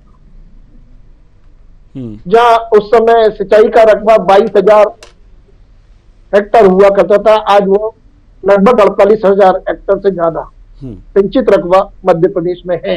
तात्पर्य यह कि हमारा किसान निरंतर प्रगति की ओर अग्रसर है। और इंफ्रास्ट्रक्चर को लेकर जो सड़कें हैं हमारी, जो हाईवेज हैं, वो आज चमाचम है। 140-150 की स्पीड में कहीं भी निकल जाइए, कहीं कोई दचका नहीं लगता है। 4 बड़े शहरों को एयर कनेक्टिविटी से जोड़ा है और बुलेट ट्रेन चली है इंदौर और भोपाल में, मेट्रो ट्रेन, सॉरी, आपको आवाज आ रही है मेरी? बिल्कुल आ रही है, बड़े ध्यान से सुन रहे हैं आपको हम। जी देवेंद्र जी, धन्यवाद, आपका आभार। तो इसी प्रकार जब 11.5 करोड़ घरों में नल से जल पहुंचता है तो वो कमल के फूल का बटन दबाता है। 25 करोड़ लोग जब गरीबी रेखा से बाहर निकलते हैं तो वो कमल के फूल का बटन दबाते हैं। 11.5 लाख करोड़ से ज्यादा शौचालय बनाकर मां बहन बेटियों को शर्मिंदगी से बचाया जाता है तो वो कमल के फूल का बटन दबाती है। प्रधानमंत्री आवास योजना के माध्यम से लगभग 4 करोड़ से ज्यादा घर सभी वर्गों को दिए जाते हैं। उसमें अब्दुल और शमीम भी शामिल है और वहीं मोहन और राजेश भी शामिल है। तो बिना किसी भेदभाव के जब अपनी छत सर के ऊपर होती है तो वो कमल के फूल का बटन दबाते हैं। 65 लाख से ज्यादा हितग्राहियों ने आयुष्मान योजना का लाभ मध्य प्रदेश में और लगभग 33 करोड़ से ज्यादा आयुष्मान कार्ड धारक, जिसमें लगभग बड़ी संख्या 50 करोड़ से ज्यादा लोगों ने इलाज कराए 5 लाख तक के मुफ्त। और अभी मोदी जी की गारंटी आ गई, 70 वर्षीय जो व्यक्ति है वो किसी भी वर्ग का हो, चाहे वो आर्थिक रूप से समृद्ध हो या पुअर हो, उसको भी 5 लाख रुपए तक का मुफ्त इलाज दिया जाएगा। तो ये तमाम वो योजनाएं हैं जिनके माध्यम से हम जनता के बीच में हैं। और दूसरी बात, वैश्विक पटल पर देखें तो आज भारत की दखलंदाजी के बिना कोई भी निर्णय विश्व में नहीं किए जाते। एक वो समय हुआ करता था कि भारत हमेशा अमेरिका और रशिया के दबाव में काम करता था। आज रशिया यूक्रेन युद्ध में जो मोदी जी की नीतियां थी उसको यूनाइटेड नेशंस ने भी सराहा है। और G20 के माध्यम से जो हमारा एक समूह बना है, ब्रिक्स के माध्यम से जो मोदी जी ने भारत का गौरव बढ़ाया, तो विदेश में मोदी, देश में मोदी, प्रदेश में मोदी और अब तो मस्जिदों में भी मोदी। जी नहीं योगेश जी, तो मोदी है तो ठीक है, ये सब तो ठीक है, लेकिन आप लोग जो रिसर्च करते हैं ना, शब्दों के रिसर्च करते हैं, जैसे कि अभी आपने कहा बंटाधार, और उत्तर प्रदेश के CM योगी आदित्यनाथ ने विषधर, और भी तमाम बातें। और जहां तक कांग्रेस ने तो मंगलसूत्र का नाम ही नहीं लिया, लेकिन उसमें आप लोगों ने मंगलसूत्र भी घुसेड़ दिया। ये मतलब ये कला कहां से लाते हैं आप लोग, समझ में नहीं आता। नहीं देखिए, बंटाधार कोई बुरा या अमर्यादित शब्द है नहीं, ये हमारे पूर्व मुख्यमंत्री माननीय शिवराज जी के द्वारा दिया गया है। दिग्विजय सिंह जी ने वाकई मध्य प्रदेश का बंटाधार कर रखा था, ये जग जाहिर है। आज तक दिग्विजय सिंह जी के कार्यों से मध्य प्रदेश का जो कर्मचारी वर्ग है वो असंतुष्ट है। और छत्तीसगढ़ का जब डिवीजन हुआ था मध्य प्रदेश से, तो वो जो नीतियां दिग्विजय सिंह जी ने लागू करवाई थी उससे आज तक मध्य प्रदेश के कर्मचारियों का अहित जारी है, चाहे वो पेंशन को लेकर हो, चाहे वो DA को लेकर हो। तो निश्चित रूप से दिग्विजय सिंह जी जो नीतियां थी वो बंटाधार करने वाली थी, इसलिए उनको वो टैग लाइन दी गई है बंटाधार की। बाकी हम सभी, हमारे तो प्रधानमंत्री जी युवराज के संबोधन देते हैं राहुल जी को, वही राहुल जी बोलते हैं कि नरेंद्र मोदी कांपता है। तो देखिए, ये युवराज हैं जो कांग्रेस के, वो चुनावी समर में बजाय संगठनात्मक कसावट के यात्राएं निकालते हैं। कभी भारत जोड़ो है, भारत को जोड़ने निकल पड़ते हैं, हश्र होता है कि विधानसभा चुनाव में धाराशायी हो जाते हैं। भारत न्याय यात्रा निकाल दी लोकसभा चुनाव के समय, तो वो अपने कार्यकर्ता पदाधिकारियों के साथ जो बंदा न्याय नहीं कर पा रहा है और वो कांग्रेस छोड़ो यात्रा बन के रह गई। 2.5 लाख से ज्यादा कांग्रेसी नेता, पदाधिकारी और महापौर, विधायकों ने भारतीय जनता पार्टी का दामन थामा। कहने का तात्पर्य है कि राहुल जी जो कर रहे हैं वो अपने पूर्वजों की नीतियों का भी बखूबी संचालन नहीं कर पा रहे हैं। उन्हीं की दादी स्वर्गीय प्रधानमंत्री श्रीमती इंदिरा जी कहा करती थी, जात पर न पात पर मोहर लगेगी हाथ पर। राहुल जी चल रहे हैं जातिगत जनगणना के आधार पर, पूरे देश में जातिगत संघर्ष कराना चाहते हैं, वर्ग संघर्ष कराना चाहते हैं और जातियों को विभिन्न रोकना चाहेंगे, आपको रोकना चाहेंगे। बिल्कुल आपको रोकना चाहेंगे। तो इस वक्त जो है बड़ी खबर आ रही है बिहार से, जहाँ बीजेपी पर सीमा भारती का बयान है, मीसा भारती पर बयान है। उन्होंने कहा है कि PM जो आरोप लगा रहे हैं, क्या वे, आपको बता दें कि मीसा भारती ने बयान दिया है, कहा है कि PM जो आरोप लगा रहे हैं, क्या वे अपने नेताओं का बयान नहीं सुन रहे हैं, ऐसा कहा है उन्होंने। तो बड़ी खबर बिहार से आ रही है, जहां आपको बता दें कि, तो आइए सुनते हैं मीसा भारती ने क्या पूछा। नरेंद्र मोदी जी से एक सवाल पूछना चाहते हैं। प्रधानमंत्री जी जो आरोप लगा रहे हैं तो वो अपने नेताओं का बयान नहीं सुन रहे हैं। कह रहे हैं जो लोग कि 400 पार हमको चाहिए क्योंकि हम संविधान में संशोधन करना चाहते हैं। आखिर 400 पार क्यों चाहिए? वो संविधान में संशोधन करना चाहते हैं। तो प्रधानमंत्री जी को अपने नेताओं का बयान नहीं दिख रहा है। और जो ये आरोप लगा रहे हैं, मैं प्रधानमंत्री नरेंद्र मोदी जी से एक सवाल पूछना चाहती हूँ कि आपने देश के गरीबों का पैसा, देश का पैसा पूंजीपतियों को दे दिया जो विदेश भाग गए, और इलेक्ट्रॉल बॉन्ड पे क्यों नहीं प्रधानमंत्री जी जवाब दे रहे हैं? आप बिहार आ रहे हैं तो बिहार में कब फैक्ट्री लगेगी? 10 साल तो बीत गए, क्यों नहीं जवाब दे रहे हैं प्रधानमंत्री जी? तो चलिए इसी के साथ एक और बड़ी खबर निकलकर सामने आ रही है उत्तर प्रदेश से, जहां सपा सुप्रीमो अखिलेश यादव का बयान सामने आया है। उन्होंने कहा है कि जितने भी भ्रष्टाचारी है वे अपराधी माफिया हैं, ऐसा उन्होंने कहा है। उत्तर प्रदेश से बड़ी खबर बता रहे हैं, जहां सपा सुप्रीमो अखिलेश यादव का बयान सामने आया है। उन्होंने कहा है कि बीजेपी में सभी को गोदाम में रख लिया, ऐसा जो है उन्होंने कहा है। तो आइए सुनते हैं सपा सुप्रीमो ने क्या कुछ कहा। और जितने भी भ्रष्टाचारी हैं, जितने भी अपराधी माफिया, उन सबको भारतीय जनता पार्टी ने अपनी गोदाम में रख लिया है। बताओ, भारतीय जनता पार्टी ने अपनी गोदाम में रखा कि नहीं रखा सब भ्रष्टाचारियों को? जितने भी देश के भ्रष्टाचारी हैं, जिन्होंने भी देश का पैसा लूटा, सब भारतीय जनता पार्टी के गोदाम में पहुंच गए हैं। और गोदाम इतनी बड़ी बना ली कि हर दल के लोगों को शामिल कर लिया उन्होंने। और चलिए इसी बीच एक और बड़ी खबर निकलकर सामने आ रही। छत्तीसगढ़ से दूसरे चरण का मतदान, खैरागढ़ हाई प्रोफाइल सीट में से एक जनता बोली विकास के नाम पर किया मतदान।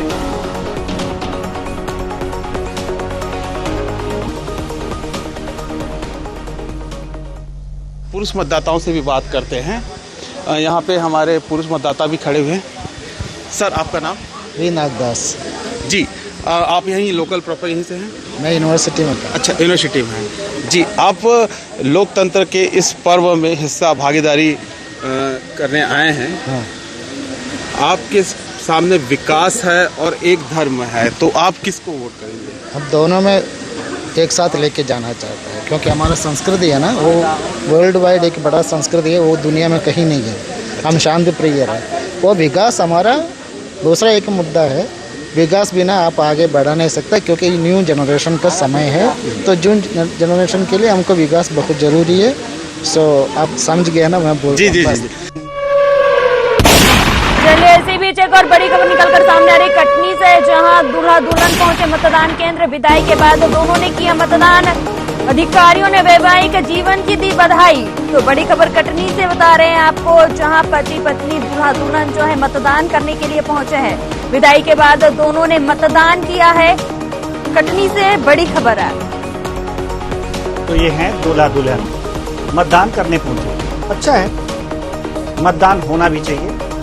दूल्हा दुल्हन के रूप में ये इनके जीवन का एक तरह से वो पल है जो ये कह सकते हैं कि हाँ, आज हमने मतदान किया है। पैड़े सूत्र में बंधे और ताजा ताजा मतदान करने पहुंच गया सरकार बनाने।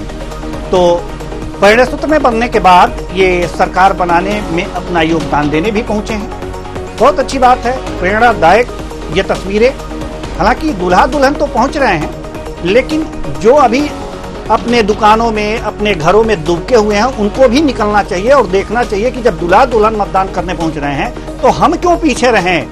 हम भी जाएं और मतदान करें, मताधिकार का प्रयोग करें। चलिए, योगेश जी हमारे साथ अभी बने हुए हैं और साथ ही साथ संजय यादव जी भी हमारे साथ हैं। और तमाम ऐसी बातें हुई हैं, जैसे कि सपा सुप्रीमो अखिलेश यादव ने कहा है कि बीजेपी का गोदाम बड़ा हो गया है और उसमें पूरे भ्रष्टाचारी समा गए हैं। क्या कहेंगे आप योगेश जी? जी, आपके इस प्रश्न का जवाब देने से पहले एक चीज की ओर इशारा करना चाहूंगा, जो बहुत प्रचलित भी है अभी हाल ही में 1-2 दिन में। राहुल गांधी जी जहां अपनी प्रधानमंत्री इंदिरा जी की नीतियों के विरुद्ध गए, वहीं दूसरी तरफ अपने स्वर्गीय पिताजी राजीव गांधी जी, जिन्होंने स्वयं आगे बढ़कर विरासत कानून को खत्म किया था, वो उसी विरासत कानून के माध्यम से एक बाप की संपत्ति को उसके पुत्र से छीनने के चक्कर में नजर आ रहे हैं। तो ये जो कांग्रेस की जो पूर्व नेताओं की जो नीतियां थी, उनके अगेंस्ट राहुल गांधी जा रहे हैं। सनातन का लगातार अपमान करते हैं, राम मंदिर के अस्तित्व को निकालते हैं, प्राण प्रतिष्ठा कार्यक्रम का बहिष्कार करते हैं, रोजा अफकार में जाते हैं, तुष्टीकरण की राजनीति स्वयं कांग्रेस करती है, 2080 का गेम खुद खेलते हैं, आरोप भारतीय जनता पार्टी पे लगाते हैं। देश की गरिमा को विदेशों में तार तार करने का काम राहुल गांधी जी करते हैं। देश की जो संवैधानिक और लोकतांत्रिक संस्थाएं, उन पर आक्षेप लगाने का काम निरंतर कांग्रेस करती है। कांग्रेस की नई परिभाषा है लोकतंत्र को लेकर, जो फैसले इनके हक में आ जाते हैं वहां लोकतंत्र जिंदा हो जाता है, लोकतंत्र की जीत हो जाती है, और जो फैसले इनके विरुद्ध चले जाते हैं वहां लोकतंत्र की हत्या हो जाती है। तो ये जो राहुल गांधी जी का जो गैर जिम्मेदारा व्यवहार है, इससे जनता के बीच में कांग्रेस अप्रासंगिक हो चुकी है। यही हाल मध्य प्रदेश के नेताओं का है। जीतू पटवारी जी, नेता वो होता है जी जो अपनी टीम को आगे बढ़कर लीड करता है, स्वयं चुनावी रण में उतरता है और कार्यकर्ताओं का मनोबल बढ़ाता है। जीतू पटवारी जी पराजय के भाव से चुनाव लड़ने से इनकार कर दिए। जीतू पटवारी जी आज कांग्रेस के गले की वो हड्डी बन पाए जिनको ना कांग्रेस के नेता पदाधिकारी निगल पा रहे ना उगल पा रहे। चाहे वो वरिष्ठ राजनेता दिग्विजय सिंह जी हो, राजगढ़ में आने से मना कर देते हैं इनको। वहीं कमलनाथ जी ने इनको छिंदवाड़ा में नहीं घुसने दिया।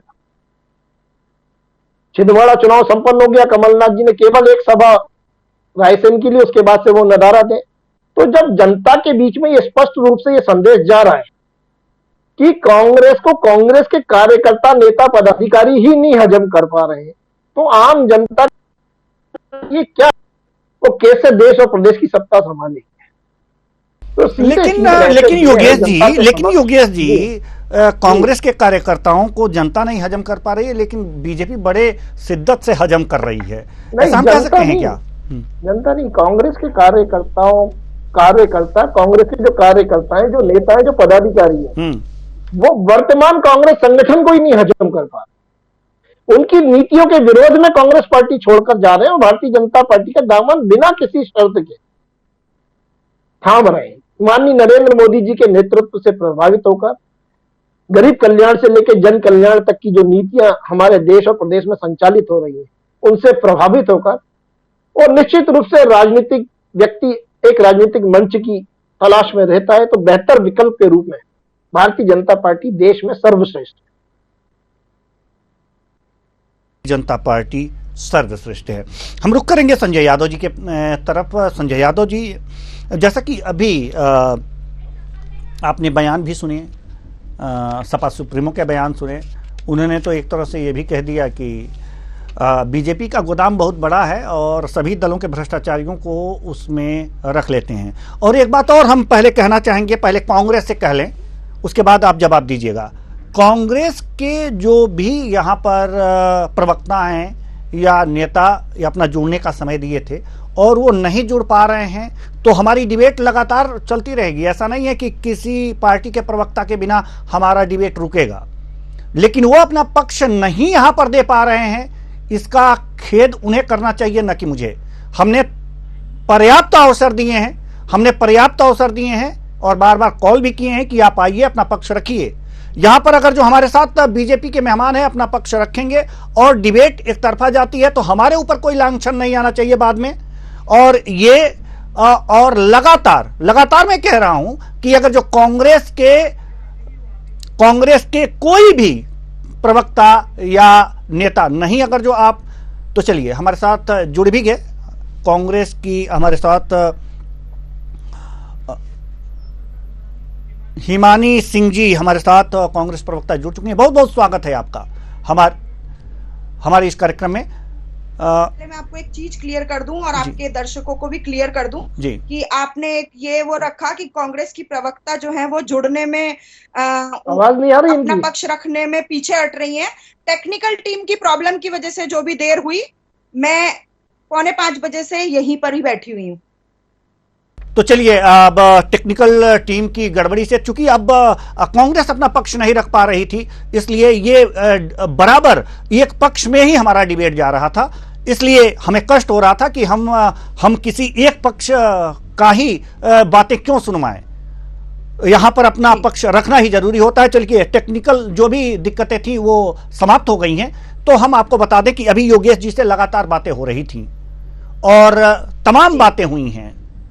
कांग्रेस, राहुल गांधी और तमाम राहुल गांधी जी के बयानों पर भी बात हुई है और छीनने पर भी, कि पंजा छीन रहा है, ये भी बातें आपने सुनी होंगी कि जो भी हमारे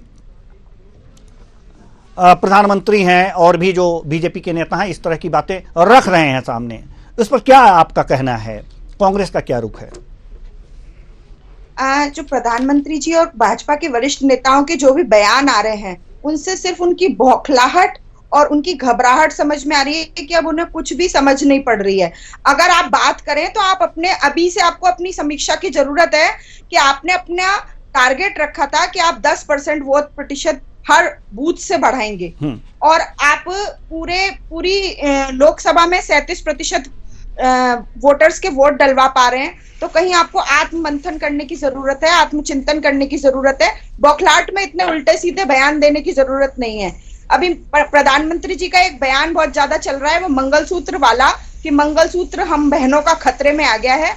तो मैं बस इतना कहना चाहती हूँ कि 2014 में जब वो सत्ता में आए थे तब 28,000 रुपए सोना हुआ करता था और आज 72,000 के पार पहुंच रहा है। तो हमें मंगलसूत्र बनवाने में किसकी वजह से दिक्कत हो रही है और हमारा मंगलसूत्र किसकी वजह से संकट में आ रहा है, ये पूरी महिला समाज जानता है, मैं जानती हूँ और मेरी बहनें जानती हैं। तो इस तरह की बौखलाहट, इस तरह के बयान इस तरह आ रहे हैं क्योंकि उन्हें अपनी हार सामने दिखाई दे रही है। जी, और एक सवाल और हम आपसे करना चाहेंगे, जैसे कि उत्तर प्रदेश के सीएम योगी आदित्यनाथ ने ये बातें कही हैं कि जो भारत का खाते हैं उन्हें सोचना चाहिए कि विषधरों को अपना वोट ना दें। इस पर आपका क्या राय है, कांग्रेस की क्या राय है? ये एक विषधर द्वारा दिया हुआ बयान में इसको आवाज नहीं आ रही, क्योंकि ऑडियो इस तरह के बयान नफरत फैलाने वाली राजनीति सिर्फ योगी आदित्यनाथ ही नहीं है, पूरी भाजपा की भाषा होती है कि जब वो हारने लगते हैं तो उनकी बौखलाहट दिखती है और वो साबित कर देते हैं कि अगर कोई भाजपा को वोट नहीं दे रहा है तो वो देशद्रोही है। और आप ये देख सकते हैं कि जितने भी भ्रष्टाचार के आरोपी हैं, बलात्कार के आरोपी हैं या जो भी बहुत बड़े बड़े घोटालों के आरोपी हैं, जब वो भाजपा में शामिल होते हैं तो उनके ऊपर से सारे मामले साफ रफा दफा कर दिए जाते हैं। तो ये मैं इसके लिए सिर्फ इतना एक लाइन में कहूंगी कि ये विषधर द्वारा दिया गया बयान है। जी योगेश जी, आप तक कांग्रेस की जो प्रवक्ता हैं इनकी आवाज शायद नहीं पहुंची है, तो मैं बता दूं कि जो सीएम योगी आदित्यनाथ का जो बयान दिया गया था, विषधर वाला बयान, उस पर इन्होंने कहा है कि ये विषधर द्वारा दिया गया बयान है, यानी कि सीएम योगी आदित्यनाथ को इन्होंने विषधर की संज्ञा दे दी है। आपका क्या कहना है? जी, अपना पक्ष रखिए। जी देवेंद्र जी, मैं आपके प्रश्न का जवाब दूंगा, लेकिन आपके माध्यम से एक प्रश्न मैं हिमानी जी से पूछना चाहता हूँ। आज जो 88 लोकसभा सीटों पर मतदान हो रहा है, तो उसमें मध्य प्रदेश की 6 सीटें कौन कौन सी, हिमानी जी जरा नाम बताइए। जी, तो आपको इंटरव्यू देने बैठी हूँ मैं, आप टेस्ट लेंगे मेरा, फिर रिजल्ट नहीं, मैं बता दे रहा हूँ, मैं बता दे रहा हूँ इसमें एंकर के माध्यम से, मैं बता दे रहा हूँ मध्य प्रदेश की कौन कौन सी सीटें हैं। दमोह है, मुझे भी मालूम है, आप मत बताइए। जी, मुझे भी मालूम है। मेरा इस प्रश्न पूछने का तात्पर्य है कि बिना तैयारी के, बिना पढ़ा लिखे, ये इनको 6 सीट नहीं मालूम है, मैं गारंटी से कह रहा हूँ। ये यहाँ बैठकर झूठ परोस रही है चैनल पर बैठे, यही कांग्रेस की दिक्कत है। ना ये जनता के बीच में, ना ये बहुत ही आत्माभिमानी बदतमीज बैठा हुआ है, ना ही ये बीजेपी के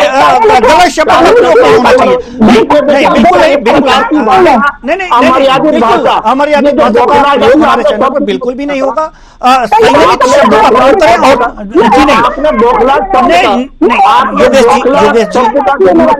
योगेश जी टेस्ट नहीं है, आज चुनाव है इन चीजों पर, इनका नाम बताना आपको, सिंपल क्वेश्चन।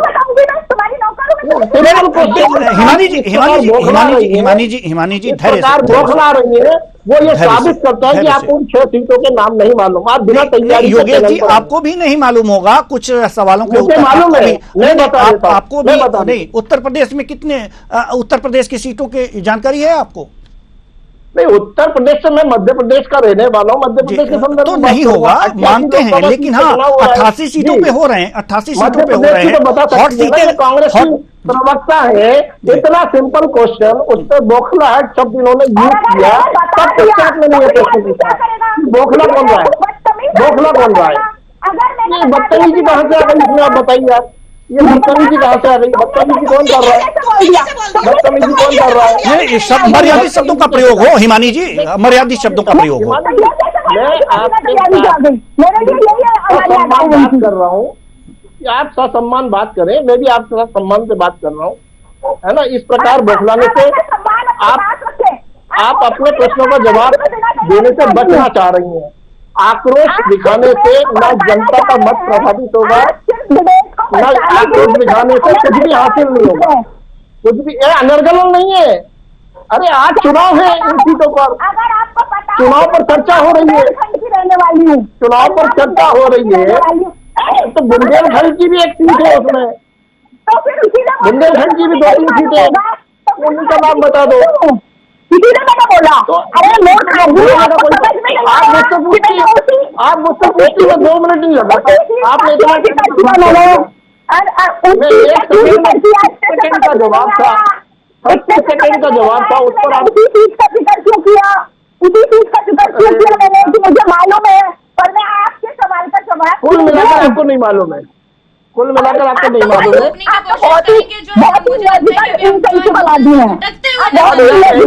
भूमिका निभानी चाहिए, एंकर को अपनी भूमिका निभानी चाहिए। जी बिल्कुल बिल्कुल बिल्कुल, आप दोनों शांत रहें। हम संजय यादव जी के पास जाना चाहेंगे। संजय यादव जी, जिस तरह की भाषा शैली के उपयोग हो रहे हैं, वास्तव में मर्यादा। चलिए, आपको रोकना चाहेंगे, बड़ी खबर आ रही है इसी बीच। आपको बता दें कि इस वक्त की बड़ी खबर उत्तर प्रदेश से आ रही है। बसपा के राष्ट्रीय समन्वयक आकाश आनंद का बयान सामने है। पीएम मोदी 400 या 500 पार बोले, गारंटी से कुछ नहीं होता, ऐसा उनका बड़ा बयान सामने आया है। उन्होंने कहा अगर जमीन पर काम नहीं किया तो 400 क्या 250 पर भी नहीं पार कर पाएंगे। पूछो किसको वोट देना चाहती है जनता। तो बड़ी खबर आपको उत्तर प्रदेश से बता रहे हैं, जहां आपको बता दें कि उनका बयान सामने आया है और उन्होंने कहा है कि पीएम मोदी 400 या 500 बोले, उससे फर्क नहीं पड़ता, जो काम किया है गारंटी से क्या होता है, ऐसा उन्होंने कहा है। जानते हैं कि आकाश आनंद ने क्या कुछ कहा। 400 पार बोले, 500 पार बोले, गारंटी से कुछ नहीं होता। अगर ज़मीन पे काम नहीं किया है तो वो 400 क्या वो 250 पार भी नहीं कर पाएंगे। बट इस बारी ये 250 या 400 का फिगर बोलने से अच्छा है कि ज़मीन पे उतर के आप वोटरों से पूछे उनका क्या मन है, तो आपको पता चल जाएगा कि हकीकत ग्राउंड पे वो कहाँ तक पहुँच पाएंगे। तो देखिए, मोदी जी 400 पार बोले, 500 पार बोले। तो ये थे आकाश आनंद, जो बसपा के समन्वयक हैं और राष्ट्रीय समन्वयक, और इनका ये बयान है कि कुछ भी बोलें, 400 पार बोलें, 500 पार बोलें, बोलने से कुछ नहीं होता। जी योगेश जी, बोलने से कुछ नहीं होता, 250 पार कर पाए वो भी ज्यादा है। आकाश आनंद जी का कहना है।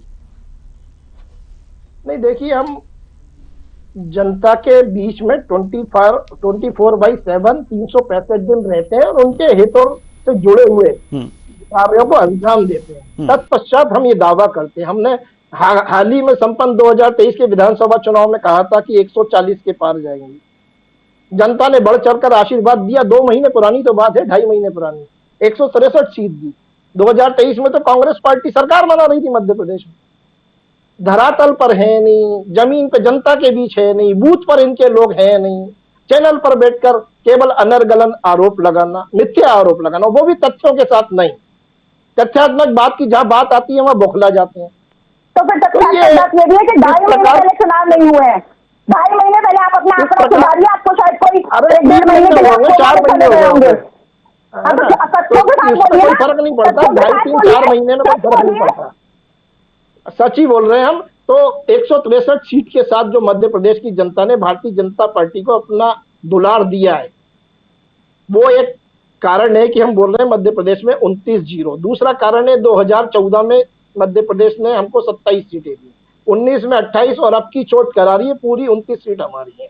माननीय कमलनाथ जी अपने अस्तित्व की लड़ाई छिंदवाड़ा में लड़ चुके हैं, और 4 जून को निश्चित रूप से छिंदवाड़ा की जनता कमलनाथ जी को सम्मान विदा कर जी जो इस प्रकार मध्य प्रदेश से भावी और अवश्यम भावी विदा हुए हैं, उसी प्रकार छिंदवाड़ा से भी विदाई इनकी सुनिश्चित। जी जोर करारी तो है 29 की 29 हमारी है यानी बीजेपी की। हिमानी सिंह जी अब अपना पहले ही मैं अपनी लाइन से निवेदन कर देती हूँ कि अब ये मुझे बीच में ना टोके, और जो भी मुझे बात कहनी है मैंने इनके बीच में नहीं बोला, अब ये बाद में बोले। इनकी महिला विरोधी सोच, मैंने एक हिंट के तौर पे इशारा दिया था कि मैं पन्ना बुंदेलखंड की रहवासी हूँ और उस सीट पर आज चुनाव है, तो मुझे इसका मतलब जानकारी है कि किन सीटों पर चुनाव है, पर मैं इन्हें कोई नहीं समझती कि मैं इनके सवाल का जवाब दूं। पर ये महिला विरोधी व्यक्ति जो अगर कुछ और नहीं कर सकते तो इस तरह महिलाओं को नीचा दिखाने का प्रयास करते हैं। दूसरी बात, छिंदवाड़ा में जो कुछ भी हुआ और बाकी पूरे प्रदेश में जो कुछ भी हुआ वो पूरी जनता ने, पूरे मध्य प्रदेश के लोगों ने और पूरे भारतवर्ष के लोगों ने देखा है।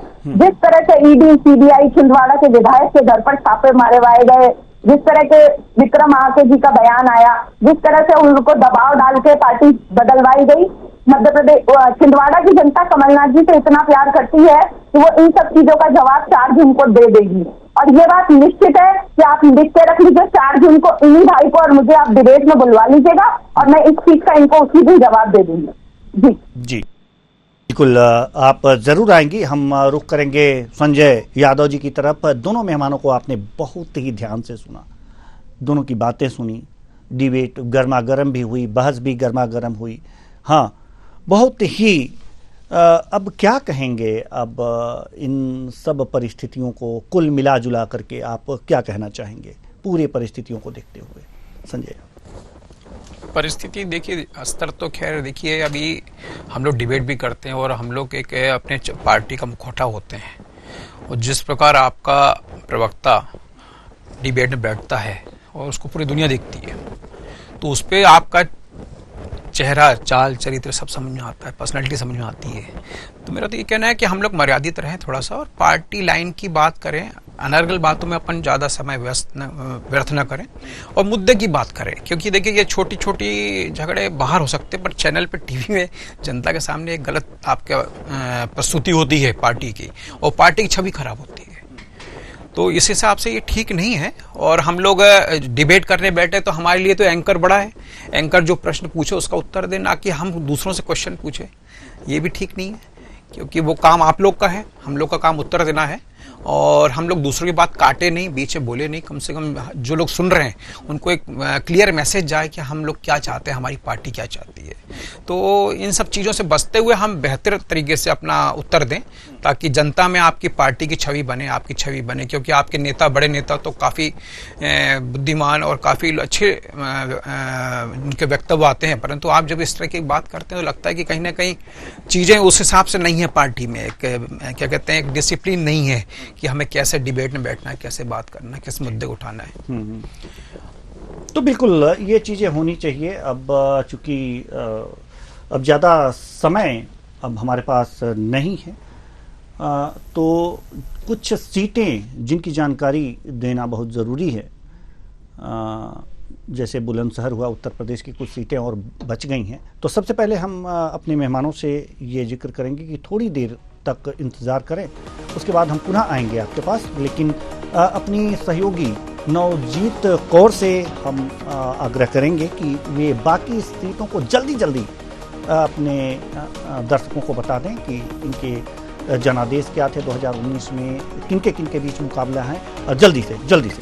तो चलिए आपको सीधे ले चलते बुलंदशहर, जहां आपको बता दें कि भोला सिंह हैं बीजेपी से और शिवराम वाल्मीकि हैं कांग्रेस से और गिरीश चंद्र है चुनावी मैदान में बसपा से। अब एक बार मतदाताओं की बात कर ली जाए तो आपको बता दें कि कुल मतदाता कितने हैं। तो सबसे पहले बात की जाए तो आपको बता दें कि 26,44,250 कुल मतदाता हैं, जिसमें से पुरुष मतदाता 13,86,129 है और महिला मतदाताओं की बात की जाए तो 12,58,027 है। थर्ड जेंडर में जो आते हैं वो 94 है। अब एक बार जो जनादेश की ओर भी रुक कर लेते हैं तो आपको बता दें कि भोला सिंह बीजेपी से जीते थे और योगेश वर्मा बसपा से हारे थे। इसी के साथ जातीय समीकरण की अगर बात की जाए तो आपको बता दें कि ब्राह्मण मतदाता करीब 2 लाख है और ठाकुर मतदाता करीब 2 लाख है। वही जाट मतदाता करीब 1,06,000 के समथिंग है और अगर बात की जाए जाटव मतदाता की तो करीब 2,20,000 है। लोधी मतदाता की बात की जाए तो करीब 2 लाख है और मुस्लिम मतदाताओं की संख्या करीब 3 लाख रुपए है, माफ कीजिए 3 लाख है। इतिहास के बारे में अब थोड़ी सी जानकारी दे देते हैं। बिल्कुल, चलिए तो इसके साथ ही आपको बता देते हैं कि क्या इसका इतिहास है। 2004 की बात की जाए तो कल्याण सिंह बीजेपी से और 2009 में कमलेश वाल्मीकि सपा से, भोला सिंह बीजेपी से 2014 और 19 में थे। चलिए इतिहास के बाद अब अगली लोकसभा सीट की तरफ रुख, गौतम बुद्ध नगर। तो चलिए गौतम बुद्ध नगर की तरफ एक बार रुक कर लेते हैं और जीएफएक्स के माध्यम से आपको बता देते हैं कि बीजेपी से महेश शर्मा, सपा से जो है महेंद्र नागर और बसपा से राजेंद्र सिंह सोलंकी चुनावी मैदान में है। अब आपको मतदाताओं की एक बार संख्या बता दें तो कुल मतदाताओं की बात की जाए तो 22,41,234 है, जिसमें से पुरुष मतदाता 12,32,531 है। महिला मतदाताओं की बात की जाए तो 10,08,475 है और अन्य श्रेणी में मतदाता 228 है। एक बार जनादेश की बात कर ली जाए तो आपको बता दें कि बीजेपी से महेश शर्मा जो है वो जीते थे और बसपा से सतवीर नागर जो है वो हारे थे। एक बार इतिहास की भी और रुख कर लेते हैं तो 2009 में सुरेंद्र सिंह नागर बसपा से थे और 2014 में महेश शर्मा बीजेपी से थे और 2014 से 2019 तक महेश शर्मा बीजेपी से ही है जी और जीते थे बिल्कुल यहाँ से। अब गाजियाबाद की ओर रुख कर लेते हैं। बिल्कुल, एक रुख गाजियाबाद की तरफ भी करेंगे तो आपको बता दें कि सबसे पहले मुकाबला किस किस के बीच में है। आपको बीजेपी से बता रहे हैं अतुल गर्ग और कांग्रेस डॉली शर्मा, बसपा से ठाकुर नंद किशोर के बीच में ये कड़ा मुकाबला देखने को मिल रहा है। वहीं कुल मतदाताओं की बात कर ली जाए तो 29,45,000 जो है कुल मतदाता है और पुरुष मतदाताओं की बात की जाए तो आपको बता दें कि 16,23,237 पुरुष मतदाता है। महिला मतदाताओं की बात की जाए तो 13,21,630 और थर्ड जेंडर में 177 है। वहीं एक बार जनादेश की ओर भी नजर डाल लेते तो आपको बता दें कि जनरल विजय कुमार सिंह बीजेपी से जीते थे और सुरेश बंसल सपा से हारे थे। एक बार जातीय समीकरण की ओर भी नजर डाल लेते तो आपको बता दें कि ब्राह्मण मतदाता करीब 6 लाख हैं और ठाकुर मतदाता करीब 2.5 लाख हैं और जाटव मतदाता करीब 3 लाख हैं। मुस्लिम मतदाताओं की बात की जाए तो करीब 5 लाख है और वैश्य मतदाता करीब 3 लाख है। जाट मतदाता करीब 2 लाख है। एक बार लोकसभा के इतिहास के बारे में भी जान ले। 2009 में बीजेपी के राजनाथ सिंह ने जीत दर्ज की थी, कांग्रेस के सुरेंद्र प्रकाश गोयल को दी थी पटखनी और 2014 में बीजेपी से रिटायर्ड जनरल बीके सिंह जीते थे। कांग्रेस के फिल्मी सितारे राज बब्बर को मिली हार। 2019 की बात की जाए तो फिर से रिटायर्ड जनरल बीके को मिली जीत। सपा से सुरेश बंसल। इतिहास के बारे में थोड़ी सी जानकारी दे देते हैं। तो ये इतिहास हो गया। आके मथुरा की तरफ रुख करते हैं। बिल्कुल, एक नजर मथुरा की ओर डालें तो आपको सबसे पहले ये बता दें कि मुकाबला किस किस के बीच में। बीजेपी से हेमा मालिनी, कांग्रेस से मुकेश धनगर और बसपा से जो है सुरेश सिंह है। वही मतदाताओं की संख्या की एक बार बात कर ली जाए तो आपको बता दें कि कुल मतदाता 19,26,710 है। पुरुष मतदाता इसमें से 10,30,739 है और महिला मतदाताओं की ओर नजर डालें तो 8,95,896 है। थर्ड जेंडर में 65 है। एक बार जनादेश की ओर भी जो है नजर डाल लेते हैं तो 2019 में जीते थे हेमा मालिनी बीजेपी से और हारे थे नरेंद्र सिंह आरएलडी से। अब जातीय समीकरण की बात की जाए तो ब्राह्मण मतदाता करीब 3 लाख है, ठाकुर मतदाता जो है वो भी 3 लाख है। जाटव मतदाता की बात की जाए तो करीब 1.5 लाख है और मुस्लिम मतदाता करीब 1.5 लाख है और यादव मतदाता करीब 70,000 है। अन्य मतदाता करीब 1 लाख है।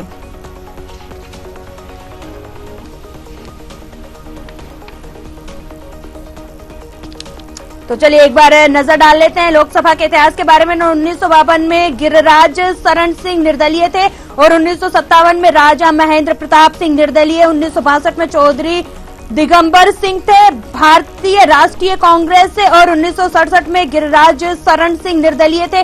1971 में चकलेश्वर सिंह भारतीय राष्ट्रीय कांग्रेस से थे। 1977 में मानी राम बागड़ी भारतीय लोकदल से थे। 1980 की बात की जाए तो चौधरी दिगंबर सिंह थे। वहीं आपको बता दें कि 1984 में मानवेंद्र सिंह भारतीय राष्ट्रीय कांग्रेस से थे। 1989 में भी वही रहे। वहीं बात की जाए तो स्वामी साक्षी जी बीजेपी से जो थी वो 1991 में थे, 1996 में चौधरी तेजस्वी सिंह बीजेपी से। चलिए अब रुख करते हैं मेरठ की। तो चलिए एक बार आपको बता दें कि मुकाबला मेरठ में किस किस के बीच में है। तो सपा से अतुल प्रधान, बीजेपी से अरुण गोविल के बीच एक कड़ा मुकाबला देखने को मिल रहा है। वहीं मतदाताओं की बात कर ली जाए तो एक नजर डाल लेते हैं। आपको बता दें कि कुल मतदाताओं की संख्या 19,63,388 है, जिसमें से पुरुष की बात की जाए तो 55.09% है और जिसमें महिला मतदाताओं की बात की जाए तो 44.91% है।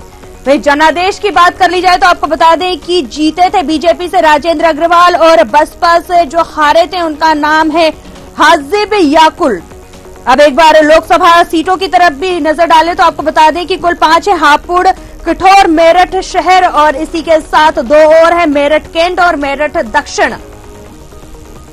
जिस पर बीजेपी का बिल्कुल आपको बता दें कि जिस पर 3 पर बीजेपी है और 2 पर सपा का कब्जा है।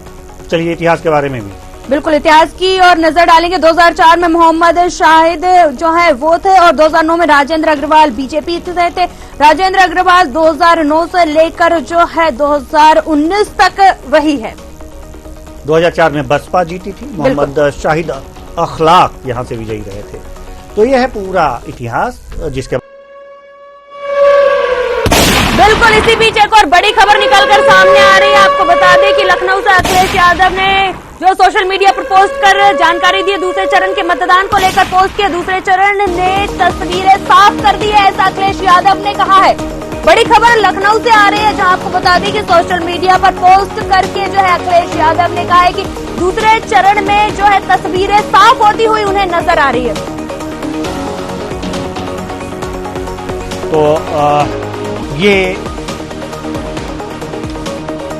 अखिलेश यादव ने एक्स पर पोस्ट लिखा है, सोशल मीडिया प्लेटफॉर्म एक्स पर इन्होंने पोस्ट लिखा है। तस्वीरें साफ हो रही हैं, जल्दी से हम चाहेंगे कि योगेश जी बताएं इसका मतलब क्या है। तस्वीरें साफ हो रही है, इसका मतलब बीजेपी को हतोत्साहित करने की बात की जा रही है या फिर और कुछ तस्वीरें उनको दिख रही हैं जो बीजेपी को नहीं दिख रही हैं। जल्दी से सर, जल्दी से, कम शब्दों में। देवेंद्र जी पता नहीं अखिलेश यादव जी कौन से चश्मे से देख रहे हैं, चश्मे की धुंध साफ करी भी कि नहीं करी। मैं जो परिदृश्य देख पा रहा हूँ वो सीधे तौर पर हमारे साथ आज महिलाओं का आशीर्वाद है, हमारे साथ आज किसानों का आशीर्वाद है, हमारे साथ आज कर्मचारियों का आशीर्वाद है, हमारे साथ आज युवाओं का आशीर्वाद है।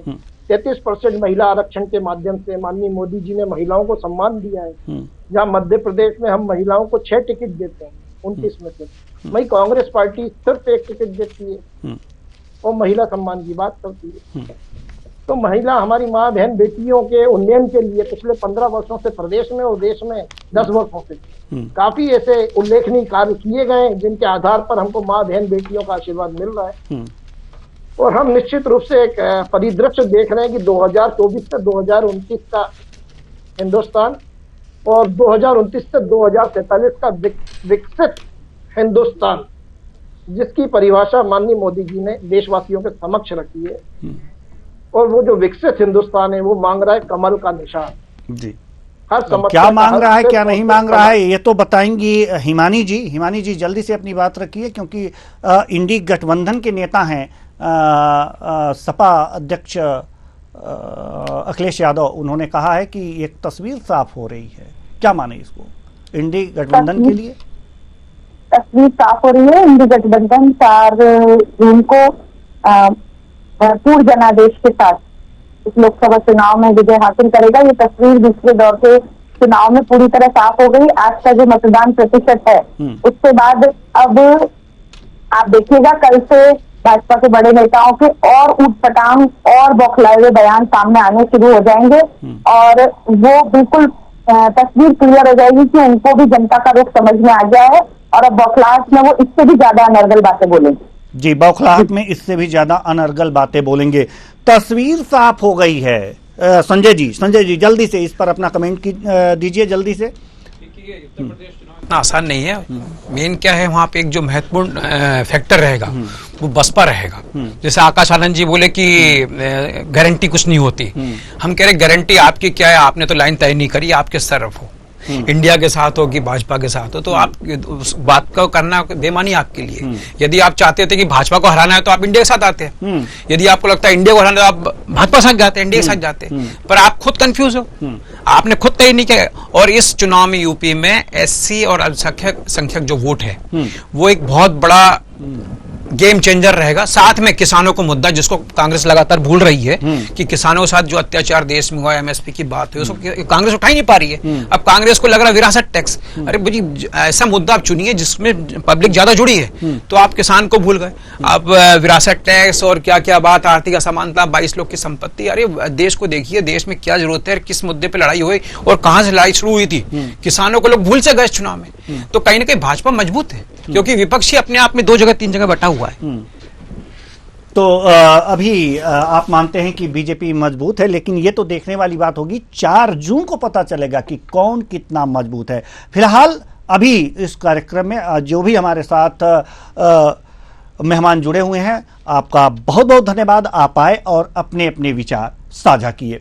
तो कुल मिलाकर के देखा जा सकता है कि दूसरे चरण का जो मतदान है सुबह 7 बजे से लगातार जारी है और करीब करीब 6 बजे तक जारी ही रहेगा, यानी कि कुछ ही मिनट शेष हैं, कुछ ही मिनट और शेष हैं जब तक मतदान चलेगा। लेकिन केंद्र के अंदर जो भी मतदाता पहुंच गए हैं उनका मतदान कराना ही होगा, चाहे 7 बज जाए, 8 बज जाए, 9 बज जाए। ये दायित्व होता है मतदान कर्मियों का कि मतदान केंद्र के अंदर अगर वे प्रवेश कर गए तो उनका मतदान होना ही है। तो लगातार मतदान अभी तक तो चल ही रहा है, 6 बजे तक का समय है। सुबह 7 बजे से मतदान चल रहा था, सुबह शुरू हुआ था और अभी मतदान चल रहा है। प्रतिशत कितना आएगा ये हम आपको जरूर बताएंगे, लेकिन इस वक्त हो चला है समय आपसे विदा लेने का। तो मुझे मेरे सहयोगी नवजीत कौर के साथ दीजिए इजाजत। नमस्कार।